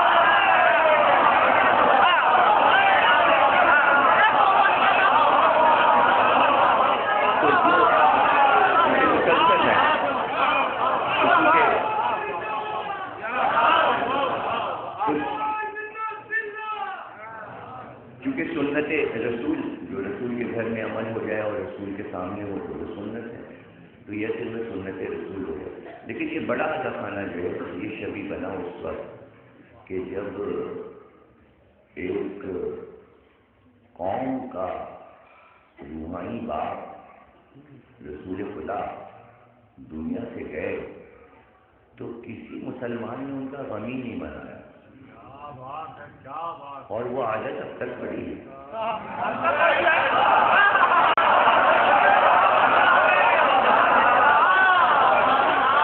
دیکھیے عید میلاد النبی تو ہوتا ہے پوری دنیا میں، ولادت کی خوشی ہوتی، لیکن یہ پوچھو ہے بھائی کس دن دنیا کو چھوڑا، وہ غم کا اظہار کس دن کریں کہ سرکار چلے گئے، تو یادی تاریخ ہی نہیں آ، تو غم کیسے ہو؟ تابوت اٹھانا تو بہت دور کی بات ہے. ہاں یہ آپ کہہ سکتے ہیں کہ شیعہ اتنے تابوت اٹھاتے ہیں ائمہ کے، تو رسول خدا کا کیوں نہیں ایک جلوس نکال لیتے 28 سفر کو؟ تو شیعہ یہ جواب دیتے ہیں سارے تابوت ہم ہی اٹھائیں اور کچھ مسلمان اٹھائیں دوسروں کو اٹھائیں. تو اصل میں انصاف تو یہ ہے کہ سارے مسلمان فرقوں کو رسول اللہ کا تابوت اٹھانا چاہیے. چلو 8 کو نہ صحیح 12 ربیع الاول کو صحیح تابوت کو نکالیں. یہ کیسی بات ہے کہ جس دن ولادت منائی جاتی ہے اس کو کہتے ہیں 12 وفات. نام 12 وفات ہے، ہو رہی ہے ولادت. یہ بات میرے سمجھ میں نہیں آئی. ایک سال میں نے یہ بات کہی کہ بھائی یہ سمجھ میں نہیں آتا 12 وفات کے دن ولادت ہوتی، وفات ہونی چاہیے. وہ میری سیڑھی الطاف حسین کو پہنچ گئی، انہوں نے بھی کہہ دیا، تو پھر سبھی نے سن لیا. تو لوگوں نے سوچا تو ہوگا کہ بھائی یہ وفات نام ہے ولادت کیوں ہوتی ہے. بس دعائیں دیجیے جناب ہمارے معصومین کو کہ رسول اللہ کی ولادت ہوتی نہ وفات، نہ یہ تاریخ یاد رہتی نہ یہ تاریخ. ہمارے معصوموں کا کمال دیکھیے کہ امام صادق نے 17 ربیع الاول اپنی ولادت کی چنی، امام حسن نے اپنی شہادت 28 صفر کی چنی. 2 معصوموں کی وجہ سے رسول کی خوشی بھی رہ گئی، غم بھی رہ گیا.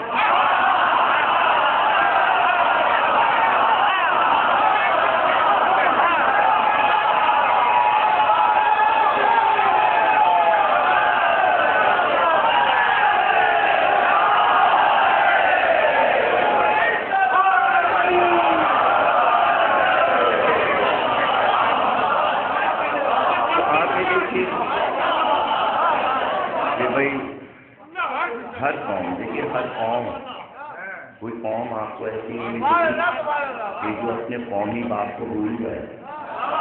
ارے بھائی ہندوستان پہ ثانیہ گزر گیا تھا جب مہاتما گاندھی کی شہادت ہوئی تھی، تو پورے ہندوستان میں شوق ہوا تھا اس سے کہ نیشن کا باپ مر گیا، قوم کا باپ مر گیا، جس نے آزادی دلائی. سب روئے تھے، سب روئے تھے. تو کسی قوم کا باپ جب مرتا ہے تو پورا ملک شوق بات ہو جاتا ہے. یہ عرب عجیب تھا، یہ عرب عجیب تھا کہ اپنی قوم نیشن کے باپ کو ایسا بلایا کہ کوئی ذکر ہی نہیں ہو رہا کہ بھائی کوئی غم وغیرہ کچھ پتہ چلے. تو کیا یہ بات اللہ کو نہیں معلوم تھی؟ اگر اللہ کا محبوب ہے تو اللہ کو یہ کیسے نہیں منظور ہوگا کہ اگر جشن ولادت منایا جائے سرزمین پہ تو وفات کیوں نہ منائی جائے؟ اللہ نے چاہا ہوگا. تو آپ کچھ سمجھیے، سوگ بیٹا نہیں رکھتا باپ کا، سوگ بیٹی رکھتی ہے.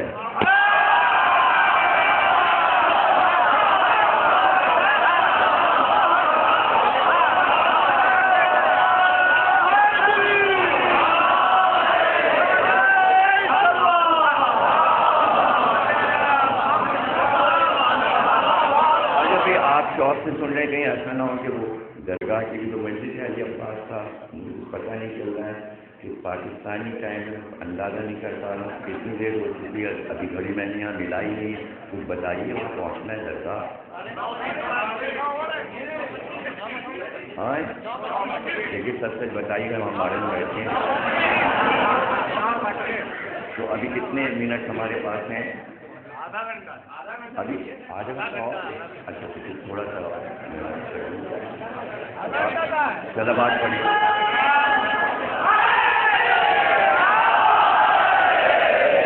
بھائی جملہ لے لیجیے. سرکار دو عالم کو خلیفہ کی ضرورت نہیں تھی, ایک بیٹی کی ضرورت تھی.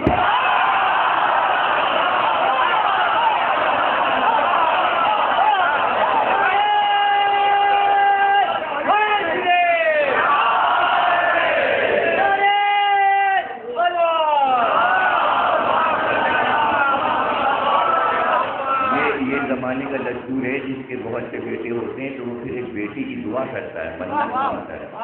اگر اس سے آپ پوچھیں گے وہ راجا سے بتائے گا نہیں, لیکن اگر پوچھ لیجیے اور زبردستی کیجیے تو وہ بتا بھی دے گا کہ بھائی بیٹی کی ضرورت اس لیے ہے کہ میں جب مروں گا تو جنازے پہ کوئی رونے والا ہونا چاہیے. بیوی نہیں روتی.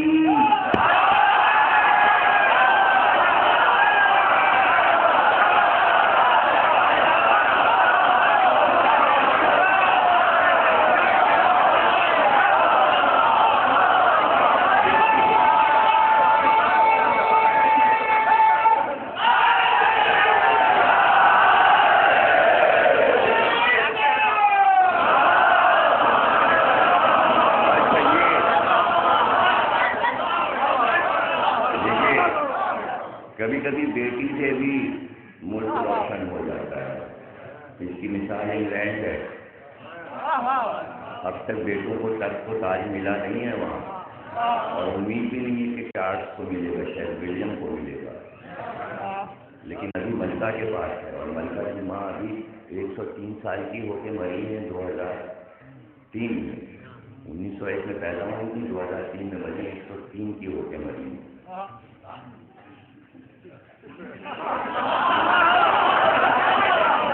تو جناب عالی کبھی کبھی بیٹی سے ملک روشن ہو جاتا ہے. ضرورت نہیں ہے کہ کوئی خلیفہ گیری ہی ہو.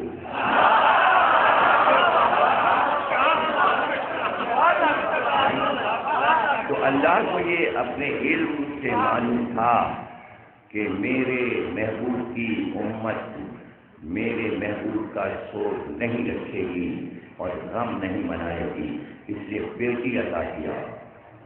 اور یہ ہر قوم میں دستور ہے, اسلام آنے سے پہلے بھی تھا. حضرت عبد المطلب کے 7 بیٹیاں جو رسول اللہ کی پھوپھیاں ہیں, مولا جی کی پھوپھیاں, 7 بیٹیاں ہیں, اور 98 سال کی عمر ہو چکی تھی عبد المطلب کی. تو ایک دن 7 بیٹیوں کو بلایا اور کہا یہ بتاؤ جس دن میں مروں گا تو تم لوگ کس طرح رو کر بین کرو گے. اور سب شاعرہ تھیں, سب شاعری کرتی تھیں. 7 بیٹیاں عبد المطلب کی شعر کہتی. ان کا بھائی وہ مرثیے نظم کر کے ہمیں سناؤ جو تم ہمارے جنازے سے مرثیہ پڑھو گی. تو بیٹیوں نے کہا بابا یہ ہو نہیں سکتا, اس کا تعلق جذبات سے ہے. جب تک جنازہ سامنے نہ ہو ہم نہیں کر سکتے ایسا. آپ ابھی زندہ ہیں. تو عبد المطلب نے چادر منگائی اور اوڑھ کے لے کے اور کہا سمجھو یہ میرا جنازہ پڑا ہے اور میں مر گیا, اب بتاؤ باپ کی لاش پہ کیسے ہوگی. تو 7 بیٹیوں نے بال کھول کے بین کی جو باپ نے سنی اور مرثیے کہے زندگی میں عبد المطلب کی. تو وہ عبد المطلب کی یہ تمنا تھی جس کے 12 بیٹے تھے, 12 بیٹوں سے کوئی وصیت نہیں کی. بیٹیوں سے کہا یہ بتاؤ روگی کیسے. تو جس کے دادا نے یہ کہا تھا کہ اللہ یہ دیکھ نہیں رہا تھا کہ محمد کو کون روئے گا.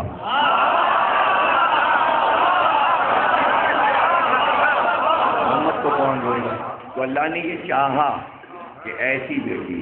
میں نے یہ تمیز اس لیے کی میں آپ کو اندازہ کرا سکوں کہ فاطمہ کیسے روئیں. امت اگر روتی تو اس کا رونا ایک طرف, وہ تو اپنی قسمت کو رو رہی تھی اور اب تک رو رہی ہے. اگر اس دن نبی پہ یہ امت رو لیتی تو آج اس کو اپنی قسمت پہ نہ رونا پڑا. میں صحیح بتا رہا ہوں آپ کو. مقدس پھوٹا اسی لیے کہ سب بھاگ گئے اور روئی.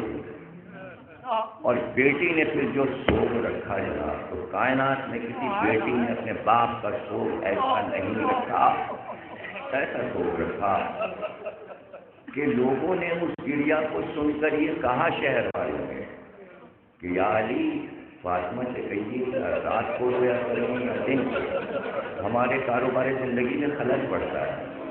تو مولا نے جا کے یہ کہا کہ فاطمہ زہرا تمہاری امت کے لوگ آئے، تمہاری امت کے لوگ آئے اور وہ یہ کہہ رہے ہیں. تو بیوی نے کہا ان سے کہہ دیجیے جا کے کہ تمہارے درمیان فاطمہ چند دن کی مہمان ہے. جواب تو دے دیا کہ تمہاری رحمت ختم ہو جائے گی جلدی، لیکن وہ صبح جب آئی، جب صبح ہوا تھا تو اس کی دوسری دن کی جب صبح آئی تو پھر یہ بیان کرتی ہے فضا اور اسماء اور ام ایمن کہ صبح ہوتے ہی بیوی نے پیروں میں موزے پہن کر چادر اوڑھی مکھنا ہو، اور جب تیار ہو گئی پردے کے ساتھ تو پھر زینب کو اور ام کلثوم کو گود لے لیا، حسن اور حسین کی انگلی پکڑی، اور اس وقت دھوپ بہت مدینے میں چڑھ گئی اور گرمی کا زمانہ تھا. مدینے سے نکلی بچوں کو لے کے اور پورے جنت البقیع کو پار کر لی، اور دور سے دیکھا کہ مدینہ بہت دور رہ گیا. میری آواز اب شہر تک نہیں پہنچی تو وہیں جلتی دھوپ میں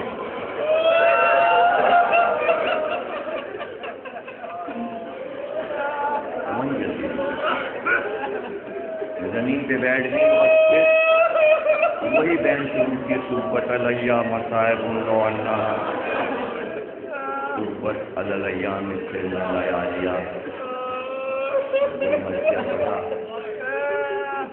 اور اس کے بعد روزانہ وہیں آ جاتی. وہاں ایک درخت تھا وہ شجر ہدی کہلانے لگا، وہیں بیٹھ کے ہوتی تھی.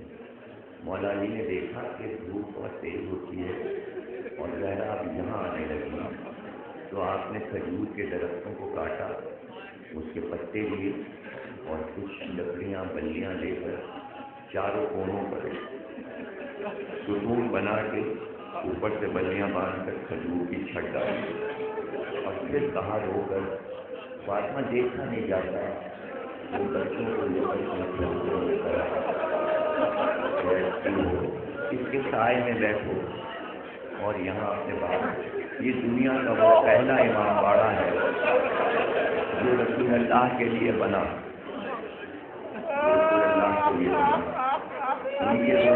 اس کا نام پڑ گیا بیت الرحم. اسی کی شبیہ یہ امام باڑے. آپ کہیں گے وہاں تو رسول اللہ کا سوگ رکھا گیا تھا، وہاں رسول اللہ کا سوگ رکھا گیا تھا، امام حسین کا امام باڑہ اس کی شبیہ کیسے ہو سکتا ہے؟ ہاں پھر فاطمہ کچھ دنوں کے بعد الوداع کر کے چلی گئی تو وہ امام باڑہ ویران ہو گیا، پھر وہاں کوئی نہیں جاتا، لیکن وہ بنا رہا. جانے کیسے بیوی کو یاد ہے کہ یہ امام باڑہ فاطمہ کے نام سے منسوب ہے. تو جب بشیر نے کہا کہ عباس کے ہاتھ کٹ گئے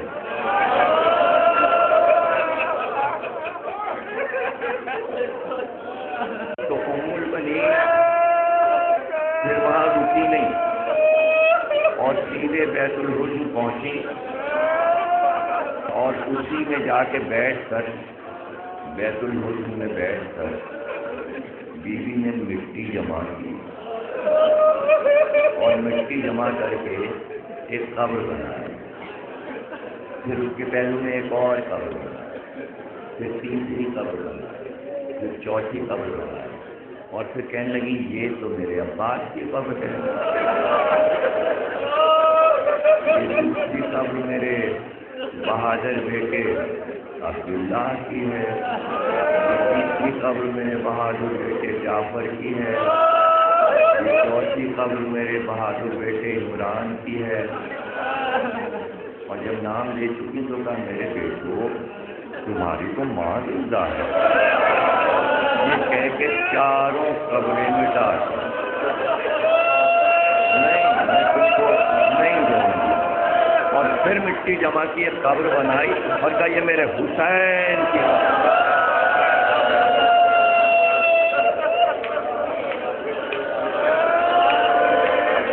بیت الحسن آجا خانہ حسینی ہو، بیت الحسن آجا خانہ حسین بن گیا. یہ دنیا کا پہلا امام باڑہ. جب میں اشرا پڑھنے کے لیے حالے گیا، وہاں سے بیلجیم والے آئے، کہاں ہمارے یہاں پڑھیے. جب میں وہاں پہنچا تو انہوں نے کہا کہ یہاں امام باڑہ نہیں بن سکا ہے، لیکن اس پر بیلجیم کے سب سے بڑے بزنس مین جو ہیرے جواہرات کا کاروبار بیلجیم میں کرتے ہیں، وہ آپ کی مجلس سن گیا. ایسی مجلس پڑھی کہ ان کا دل پگھل جائے ہمارے لیے. ہالینڈ میں امام باڑہ بنوا. ان کا نام اس وقت تقیراؤ جی تھا. تو وہ اس وقت ان کی عمر 80 سال تھی. میں نے یہ جو روایت آپ کے سامنے بیت الحسن والی پڑھی کہ امام باڑہ پہلا کیسے بنا، کھجور کے پتوں سے اور کھجور کی شاخوں سے. جب میں پڑھ چکا یہ مجلس اور میں نے مجلس ختم کر دی اور گریا ہو چکا، تو وہ کھڑے ہوئے اور انہوں نے کہا یہی مجلس دوبارہ پڑھو. میں ابھی اور بولنا چاہتا ہوں. دوبارہ مجھے دوبارہ اسی روایت کو پہلی بار ایسا ہوا تو اسی وقت دہرانا پڑا. اور بعد میں پتہ چلا کہ ہالینڈ کا شاندار امام باڑہ انہوں نے بنوا دیا. 1980 کی بات ہے. جس کے دل میں محبت آ جائے اور اس کے دل میں اللہ حسین کی محبت ڈال دے، وہ امام باڑہ بنا ہی دیتا ہے. بھائی محمد علی شاہ معذور تھے، بستر پہ لیتے تھے، آدھا دھڑ جو تھا وہ خالی جگہ تھا اور اتنے بدن سے اٹھ نہیں سکتے تھے. لے کے کھانا کھاتے تھے، لے کے پانی پیتے تھے اور سب خدمت گزار تھے اور بہترین ادادار تھے، بہترین ادادار تھے.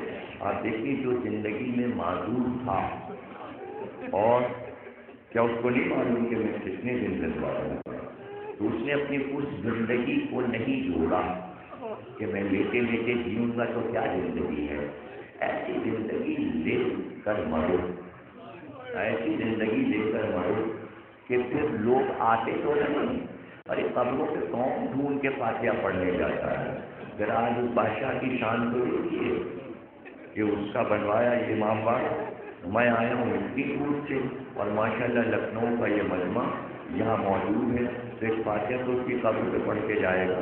کسی قبرستان میں اس کی قبر ہوتی بادشاہ کی تو کسی کو پتہ ہوتا کہ کہاں دفن ہے. لیکن واہ حسین کا صدقہ ایسا شاندار امام باڑہ بنوایا. تو سوچیے اس نے محل کیوں نہیں بنوایا اور یہ امام باڑہ بنوا کے یہاں کیوں مر گیا. سوچیے کہ کیوں اس نے امام باڑہ بنوایا. اس نے سوچا کہ اس کا گھر بنوایا جائے جس کا گھر کربلا میں جلا دیا، جس کا گھر کربلا میں لوٹ گیا. اپنا گھر بنایا، اپنا گھر بنایا تو کیا بنایا. آپ دیکھیے کہ کتنی عجیب بات ہے. یہ عزاداری کا معجزہ ہے کہ ہمارے ڈی ایم صاحب اوم پرکاش پھاٹک صاحب، جن کے نام سے ہی روشنی ظاہر ہے کہ پرکاش ہیں وہ، تو وہ اپنے حصے کی شمع کس طرح جلا رہے ہیں.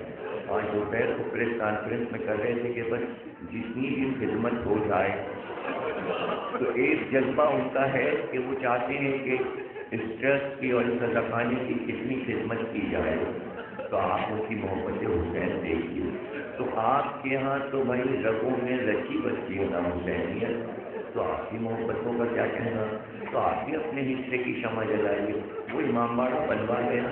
اب اس دور میں کوئی ایسا امام باڑہ بنا نہیں سکتا ہے، لیکن کم از کم یہ تو کر سکتا ہے کہ یہاں کی روشنیوں کو باقی رکھے، یہاں کے مجموعوں کو باقی رکھے، یہاں کی شان کو باقی رکھے.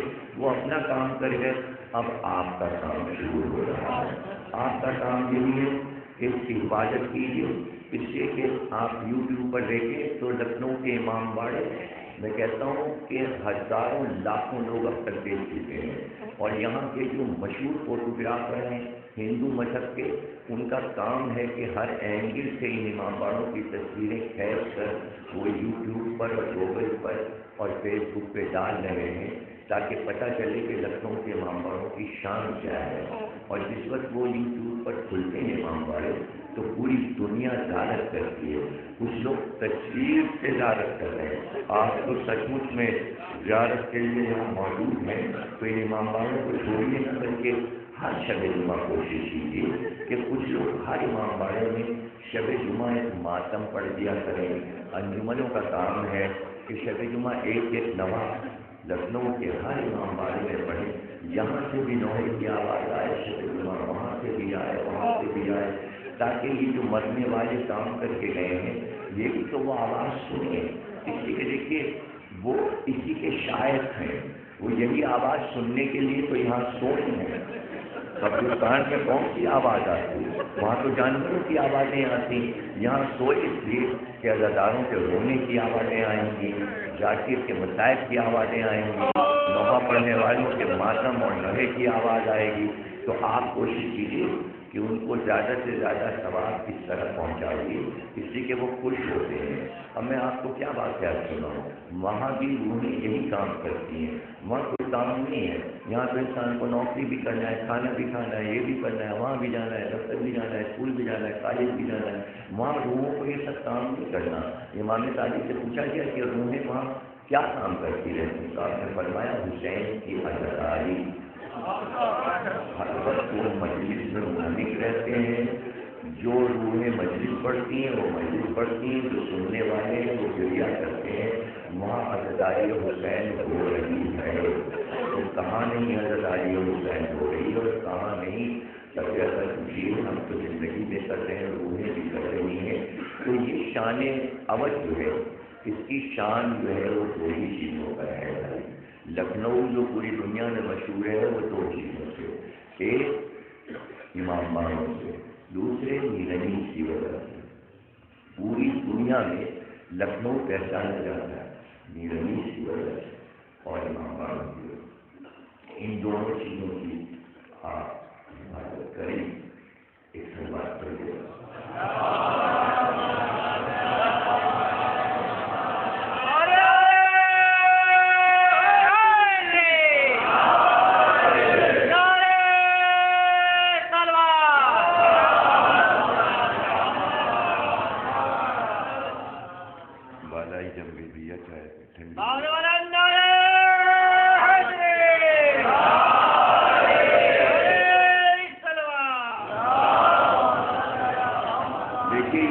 بالائی لفظ جو ہے نا ایک زبان پہ آیا، پتہ ہی نام کس نے رکھا؟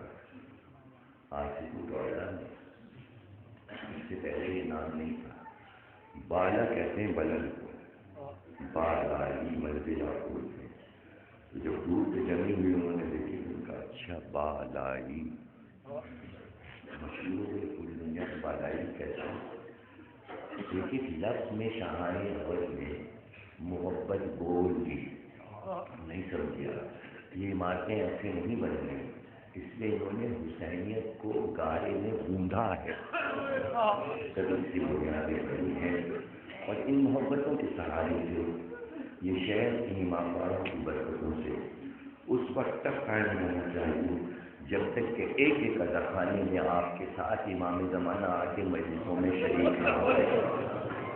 اس وقت تک آپ ان عمارتوں کی حفاظت کریں اور اس کی حفاظت کے ساتھ آپ کی بھی حفاظت ہے، آپ کا بھی تحفظ ہے۔ اور جہاں جہاں مومنین ہیں وہ خوش ہوتے ہیں کہ لکھنؤ کی عزاداری کا کیا کہنا کہ شان سے بنائی جاتی ہے۔ اور اب تو ماشاءاللہ سائنس میں بھی میں دیکھ رہا ہوں کہ اس سال بھی لکھنؤ نے بہت جلدی پورا عشرہ کمپیوٹر پہ ڈال دیا۔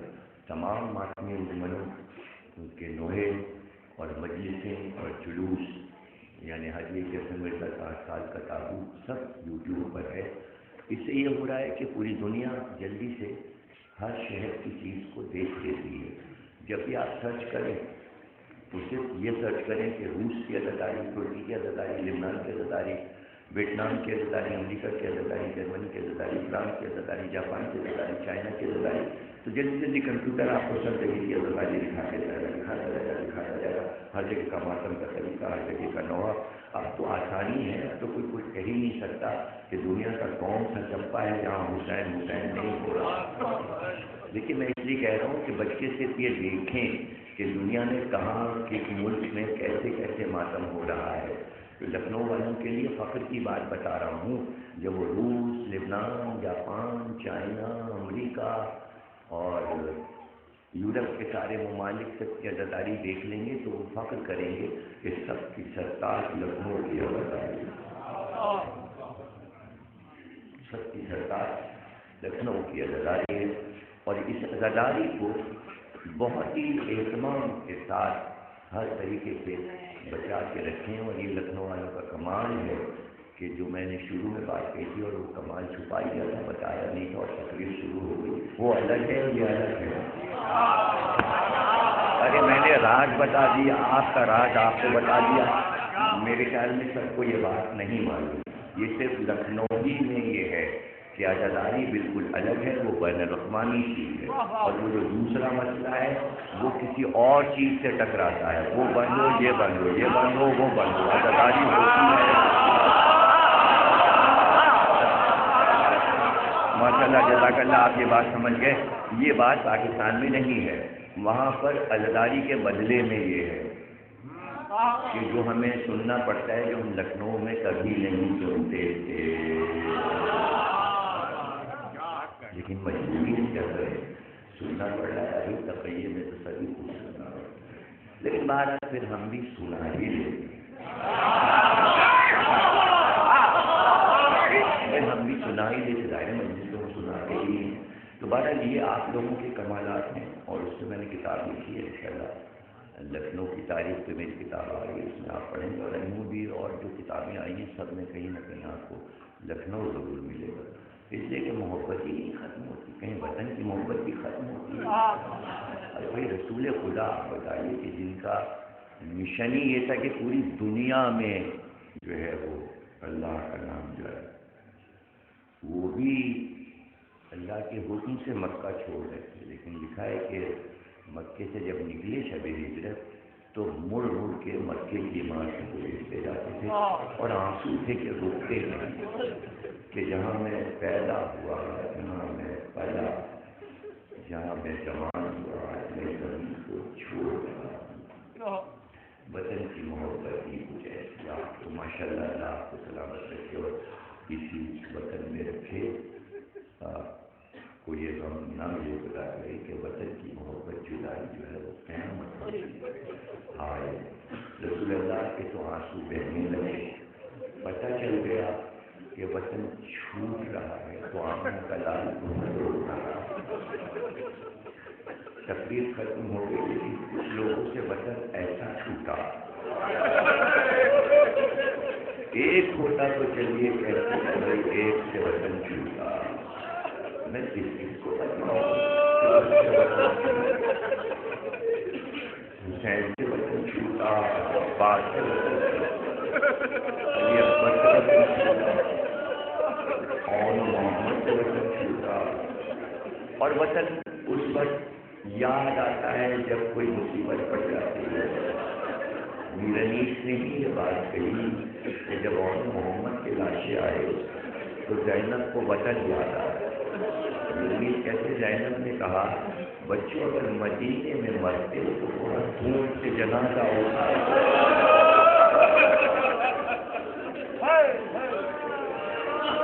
बच्चे ज़ैनब को वतन कहाँ याद आया? हाँ, किसी से वतन छूटा। लेकिन जब वतन छूटने लगता है, जिससे छूटता है वही जानता है कि क्या होता है। वो कितनी हसरतों से मकानों को देखता है, गलियों को देखता है कि अब हम यहाँ नहीं आएंगे, अब हम ये जगह नहीं देख पाएंगे जहाँ चले फिरे उठे बैठे। और क्या उनकी काटें 14 साल के थे, अभी तो पूरे जवान भी नहीं थे। तो कितने दिन मदीने के घर में गुजरे हैं, हसन के کے وہ سال کے 3.5-4 سال کے تھے جب واپس آیا کرتے تھا، تو اس وقت کی بات ہوئی ہے کہ بچپن میں ہی باپ بوڑھا ہو گیا، یتیم ہو گیا، تو ماں نے بڑا پیار دیا، تو ماں صبح سویرے ہی آنکھ کھل جاتی تھی قاسم کی، تو ماں بھی اٹھ جاتی تھی اور باپ کو یاد کرتی تھی، تو صحن کھانا میں انہیں پڑھوا 4 سال کے بیٹے کو لے کے بہلانے کے لیے آیا تھا، لیکن جب سے قاسم آئے صحن میں ماں کے ساتھ اللہ نے انتظام کر دیا کہ دیوار پہ کچھ سفید کبوتر لگا کے بیٹھے ہیں۔ ماں نے بچے کو دکھایا، دیکھو یہ دیکھو ان پرندوں کو دیکھو، بچے کو روتے ہوئے بچے سے کہا، بچے نے جو غور سے مٹھی سے اشارہ کر کے بلایا تو سارے پرندے صحن کھانا میں اتر آئے۔ ماں نے قاسم کو گول سے اتار دیا، چاروں طرف پرندے سے بیچ میں قاسم، ایسا منظر بنا جیسے 19 رمضان کی صبح کو بیچ میں علی تھے اور چاروں طرف مرغابیاں، دادا کی شبی بن گئے، چاروں طرف پرندے تھے۔ حسن کو وہ پرندے سے پسند آئے کہ ماں سے کہا کچھ کھانے کو دو، ماں نے کچھ دانہ ڈال دیا کبوتروں کے لیے۔ پھر تو قاسم کی عادت ہو گئی، روز صبح کو کہتے ماں سے پرندے آئیں گے ان کے لیے کچھ کھانے کو دو۔ پھر قاسم بڑے ہو گئے، کبوتر روز آتے ہیں، اور قاسم جوان ہو گئے، 14 سال کے ہو گئے، تو ان کبوتروں کے لیے کچھ کھانے کا انتظام اور پانی رکھ دیتے تھے قاسم رات کو کہ صبح پرندے آئیں گے۔ قاسم کو ان پرندوں سے بہت محبت ہو گئی تھی، وہ سفید رنگ کے پرندے تھے، قاسم کو بہت محبت ہو گئی تھی۔ ایک دفعہ قاسم کو معلوم ہوا کہ سب جا رہے ہیں، چچا جا رہے ہیں، سامان بن رہا ہے، تو سب سے مل کے دوستوں سے گھر والوں سے سیدھے محمد حنفیہ کے گھر گئے اور کہا چچا ہم آپ سے ایک بات کہیں کہ آپ ہماری بات پوری کر دیں گے؟ کہا کیوں نہیں لیتے؟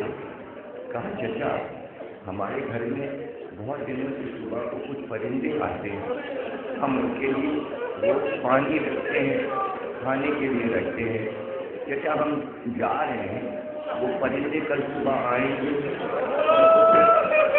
پانی کون دے گا؟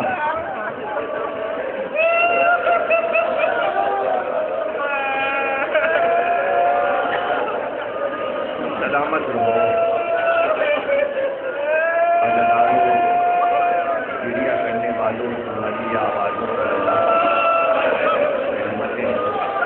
بس میں نے تقریر ختم کی، کیا ہے وطن چوٹنے کا غم، کیا ہے میں کیا بتاؤں کہ کیا غم ہے، بس آخری مجھے سن لو۔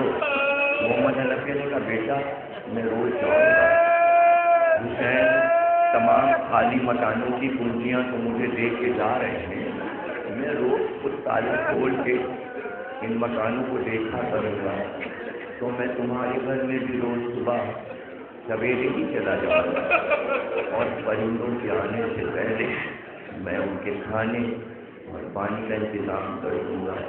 قافلہ چلا گیا 28 رجب کو، اس کی صبح جب آئی محمد حنفیہ نے امام حسن کے گھر کا تالا کھولا۔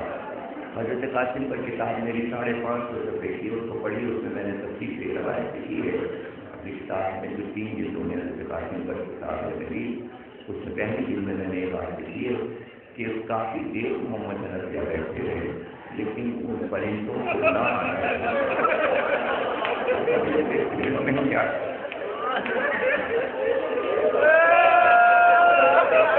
محمد حنفیہ روز جاتے رہے لیکن وہ پرندے پھر نہیں آئے۔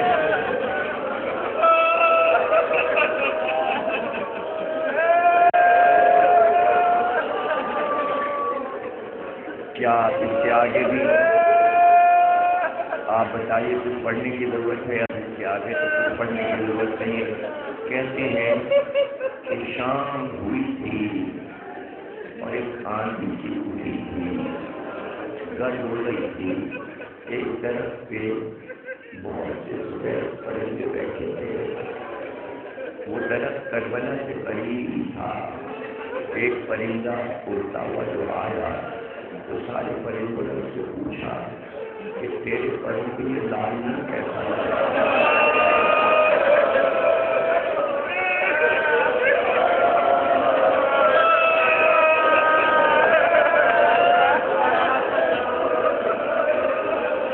اس نے کہا تم کو نہیں معلوم، ابھی تو مقتل میں فاطمہ زہرا کا لہو بہا ہے، ابھی تو حسین کا سر کٹا ہے، میں کٹے ہوئے گلے کی زیارت کو گیا تھا، میرے پروں میں یہ حسین کا لہو، کہتے وہ سارے پرندے اڑے اور حسین کے لہو پہ گرے، اور حسین کے لہو میں انہوں نے اپنے پروں کو تر کیے، اور اس کے بعد آپس میں کچھ باتیں کی، ہر ایک نے یہ کہا تم اس سمت جاؤ، تم اس سمت جاؤ۔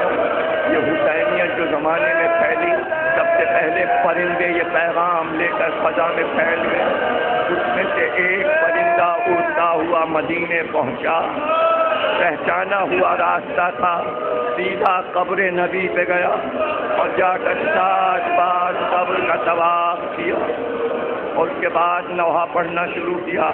کہتے ہیں اہل مدینہ اس کی آواز پر تڑپ گئے، بس جا کر کسی نے صغرا سے کہہ دیا، ایک پرندہ ہے جو عجیب غمناک آواز نکالتا ہے، لیکن اس کے پروں سے جو خوشبو آ رہی ہے، وہ جو قافلہ گیا تھا تمہارے بابا کا، جو قافلے کی خوشبو تھی، وہی خوشبو اس کے پروں سے آ رہی ہے۔ بس صغرا نے اتنا ہی کہا، میرے بابا کی خیر ہو، میرے بابا کی خیر ہو۔ اور نانی سے یہ کہا کہ نانی پتہ نہیں کیا بات ہے، 7 محرم سے پانی اچھا نہیں لگ رہا، پانی پینے کو دل نہیں چاہ رہا، اور عاشور کو تو صغرا نے پانی ہی نہیں پیا۔ اب آپ کہیں تو میں یہیں کی تکلیف ختم کر دوں، کہیے تو چند جملے کہہ دوں، میں کیا کروں؟ میں لکھنؤ میں پڑھ رہا ہوں، وزیر گنج میں مجلس ہو رہی تھی، اور ذاکر جو ہے وہ پڑھ رہا تھا 2 محرم کو، مجلس پوری ہو گئی تھی، ابھی مجلس ختم پہ تھی کہ شور ہوا کہ سید احمد صاحب قبلہ کٹرے سے مجلس میں تشریف لے آئے ہیں۔ وہ آئے اور بیٹھ گئے، ذاکر نے جیسے ہی مجلس ختم کی تو اس نے ذاکر سے انہوں نے کہا آپ کی اگر اجازت ہو تو 2 منٹ کے لیے میں ممبر پہ بیٹھتا ہوں، 2 منٹ کے لیے ممبر پہ بیٹھتا ہوں۔ مجلس سے بھی انہوں نے معافی مانگی اور ایک دم ممبر پہ بیٹھے، اور صرف اتنا کہا کہ آج میں جناب صغرا کا ذکر کرنا چاہتا ہوں۔ آج وہ محرم وہ گریا ہوا جو بھی غلطی میں جو یہاں اشرا پڑھا کرتے تھے صبح کو، تقی صاحب کے امام باڑے میں اشاروں کی مجلسوں کو بچے سے میں ان کا ذکر کر رہا ہوں، تو اتنا گریا ہوا جناب۔ ایک روایت مجھ سے بھی سن لیجیے جو میں نے جناب صغرا کے سامنے نے یہ روایت بہت تفصیل سے لکھی ہے کہ حضرت عباس اپنے ایک بیٹے فضل کو چھوڑ گئے تھے مدینے میں۔ میں یہیں سے میں تقریر ختم کر رہا ہوں، آپ کی محبت دیکھ کر میں نے تھوڑے سے مسائل پڑھا دیے، اور آپ کے لیے دعا کرتا ہوں کہ درگاہ کی مجلس ہے، اس کے بعد اللہ آپ کو بھی سلامت رکھے، آپ کے گھر کو آباد رکھے، آپ کو خوش رکھے، آپ کے بچوں کو سلامت رکھے، تمام بلائیں مصیبتیں آپ سے دور رہیں، اور اسی طرح اسی شان سے آپ بجائیں۔ اس وقت 7 سال کے تھے حضرت عباس کے بیٹے، جن کو منتقلی کی خدمت سے حضرت عباس شروع ہو گئے تھے، جن سے حضرت عباس کی نسل چلی، فضل، جس کی وجہ سے ابو الفضل کہتے ہیں حضرت عباس کو، وہ بیٹا فضل۔ ایک دن وہ بیٹا باہر نکلا تو اس نے دیکھا کہ امام حسین کے دروازے پر پردے سے لگی ایک بیوی بیٹھی۔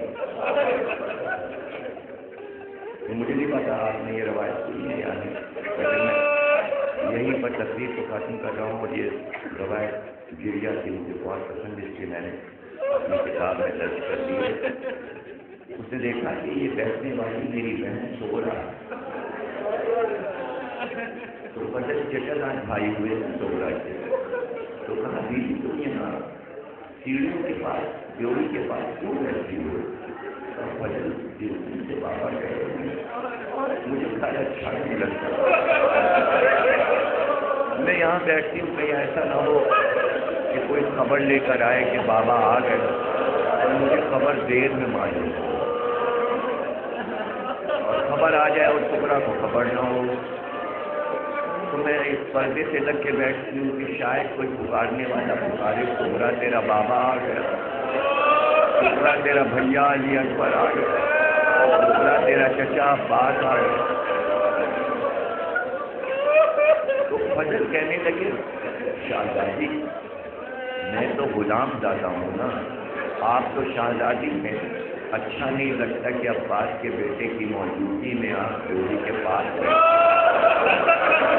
اے بی بی آپ ہماری شہزادی ہیں، آپ حجرے میں بیٹھیے، میں آپ کو قسم دیتا ہوں، میں آپ کو قسم دیتا ہوں، 7 سال کا بچہ، میں آپ کو قسم دیتا ہوں کہ میں روزانہ صبح اٹھ کر مدینے کے باہر سرحد مدینہ کے پاس جا کے بیٹھوں گا، جب بھی پیغامبر کوئی خبر لے کر آئے گا میں دوڑتا ہوا آ کے سب سے پہلے آپ کو بتاؤں گا کہ پیغامبر کیا خبر لایا۔ بس یہ آخری جملے تقریر کے کہتے ہیں کہ فجر روٹی سے چلچلاتی دھوپ میں سرحد مدینہ پر جا کے زمین پہ بیٹھ جاتے تھے اور دن بھر بیٹھے رہتے، شام کو سر جھکائے واپس آتے اور کہتے بہنا کوئی خبر نہیں آئی، اے میری شہزادی گھر کا دروازہ بند کروا دیجیے، کوئی خبر آج نہیں آئی۔ ایک دن فضل بیٹھے تھے کہ ایک تیز گھوڑے سوار ہاتھ میں کاغذ لیے ہوئے مدینے میں داخل ہوا اور وہ تیز گھوڑے کو دوڑاتا ہوا مسجد نبوی کی طرف مڑا۔ اس سے پہلے کہ وہ مدینے میں داخل ہوتا فضل دوڑتے ہوئے آئے کیونکہ عباس کا بیٹا تھا، لجام پہ ہاتھ ڈال، آگے نہیں جا سکتا، پہلے مجھ کو بتا کیا تو میرے چچا کے قافلے کی خبر لایا؟ کہاں خبر تو میں لایا ہوں، لیکن میں مقرر ہوں بات پر کہ میں شہر مدینہ کے صدر مقام پر وہ خبر سناؤں گا۔ وہ خبر اس کاغذ میں لکھی ہے، کہ نہیں پہلے مجھ کو بتاؤ کیا خبر ہے، کہ تم کس کے بیٹے ہو؟ تو میں حسین کے علمدار عباس، میرا نام فضل ہے، میرا نام فضل ہے۔ کہ تم قافلے کی خبر کیوں پوچھنا چاہتے ہو؟ کہ میں اس سے پوچھنا چاہتا ہوں کہ مجھے اپنی بہن سغرا کو سب سے پہلے خبر بتانی ہے، اور دوسری بات یہ ہے کہ میں نے قسم کھائی تھی قبر نبی سے جاتی کہ جس دن میرے بابا واپس آئیں گے میں اس دن نیا کرتا پہنوں گا، میرا یہ کرتا میلا ہو گیا ہے، اگر تو بتا دے کہ میرے بابا آئے ہیں تو میں اپنی دادی سے جا کر یہ کہوں میرا نیا کرتا نکالو دادی، بابا آئے، بابا آئے۔ لیکن اس نے کوئی خبر نہیں، بس یہ کہا کہ چلو وہاں مسجد نبوی میں جائیں، تو فجر دوڑتے ہوئے دادی کے باہر گئے اور کہا دادی خبر تو آئی ہے، لیکن آپ چل کر میں سغرا کو بتائیے، کہیں تک یہ پتہ نہیں چلا کہ خبر کیا آئی ہے۔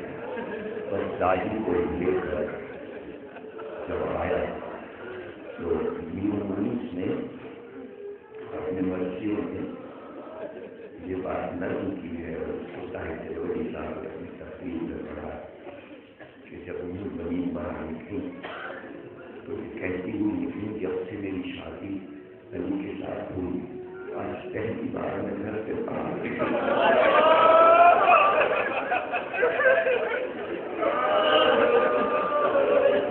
اور میں نے کبھی مدینے کی سڑکیں اور گلیاں نہیں دیکھی، لیکن مجھے حسین کی محبت لے جا رہی ہے،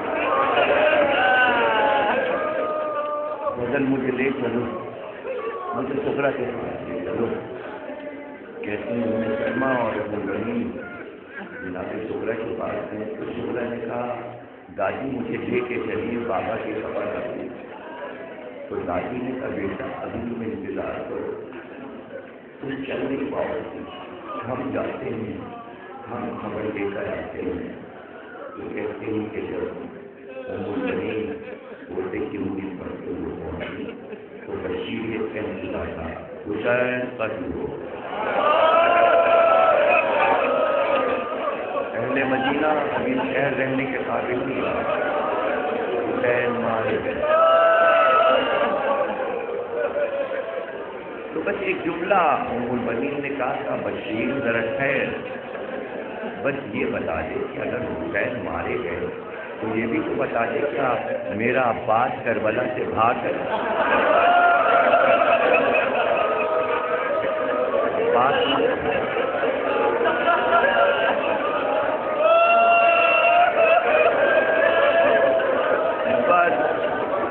اس نے تو اتنا ہی کہا کہ بیوی پوری بات تو سنو، عباس تو پیاسے بچوں کے لیے پانی لینے گیا، پھر عباس وہ رات سے واپس نہیں آئے، عباس کے شانے کٹ گئے۔ تو فضل بس روتے ہوئے ہٹے اور ماں کی چادر سے اپنے آنسو پوچھنے لگے اور کہا دادی اب کرتا بدل کے میں کیا کروں؟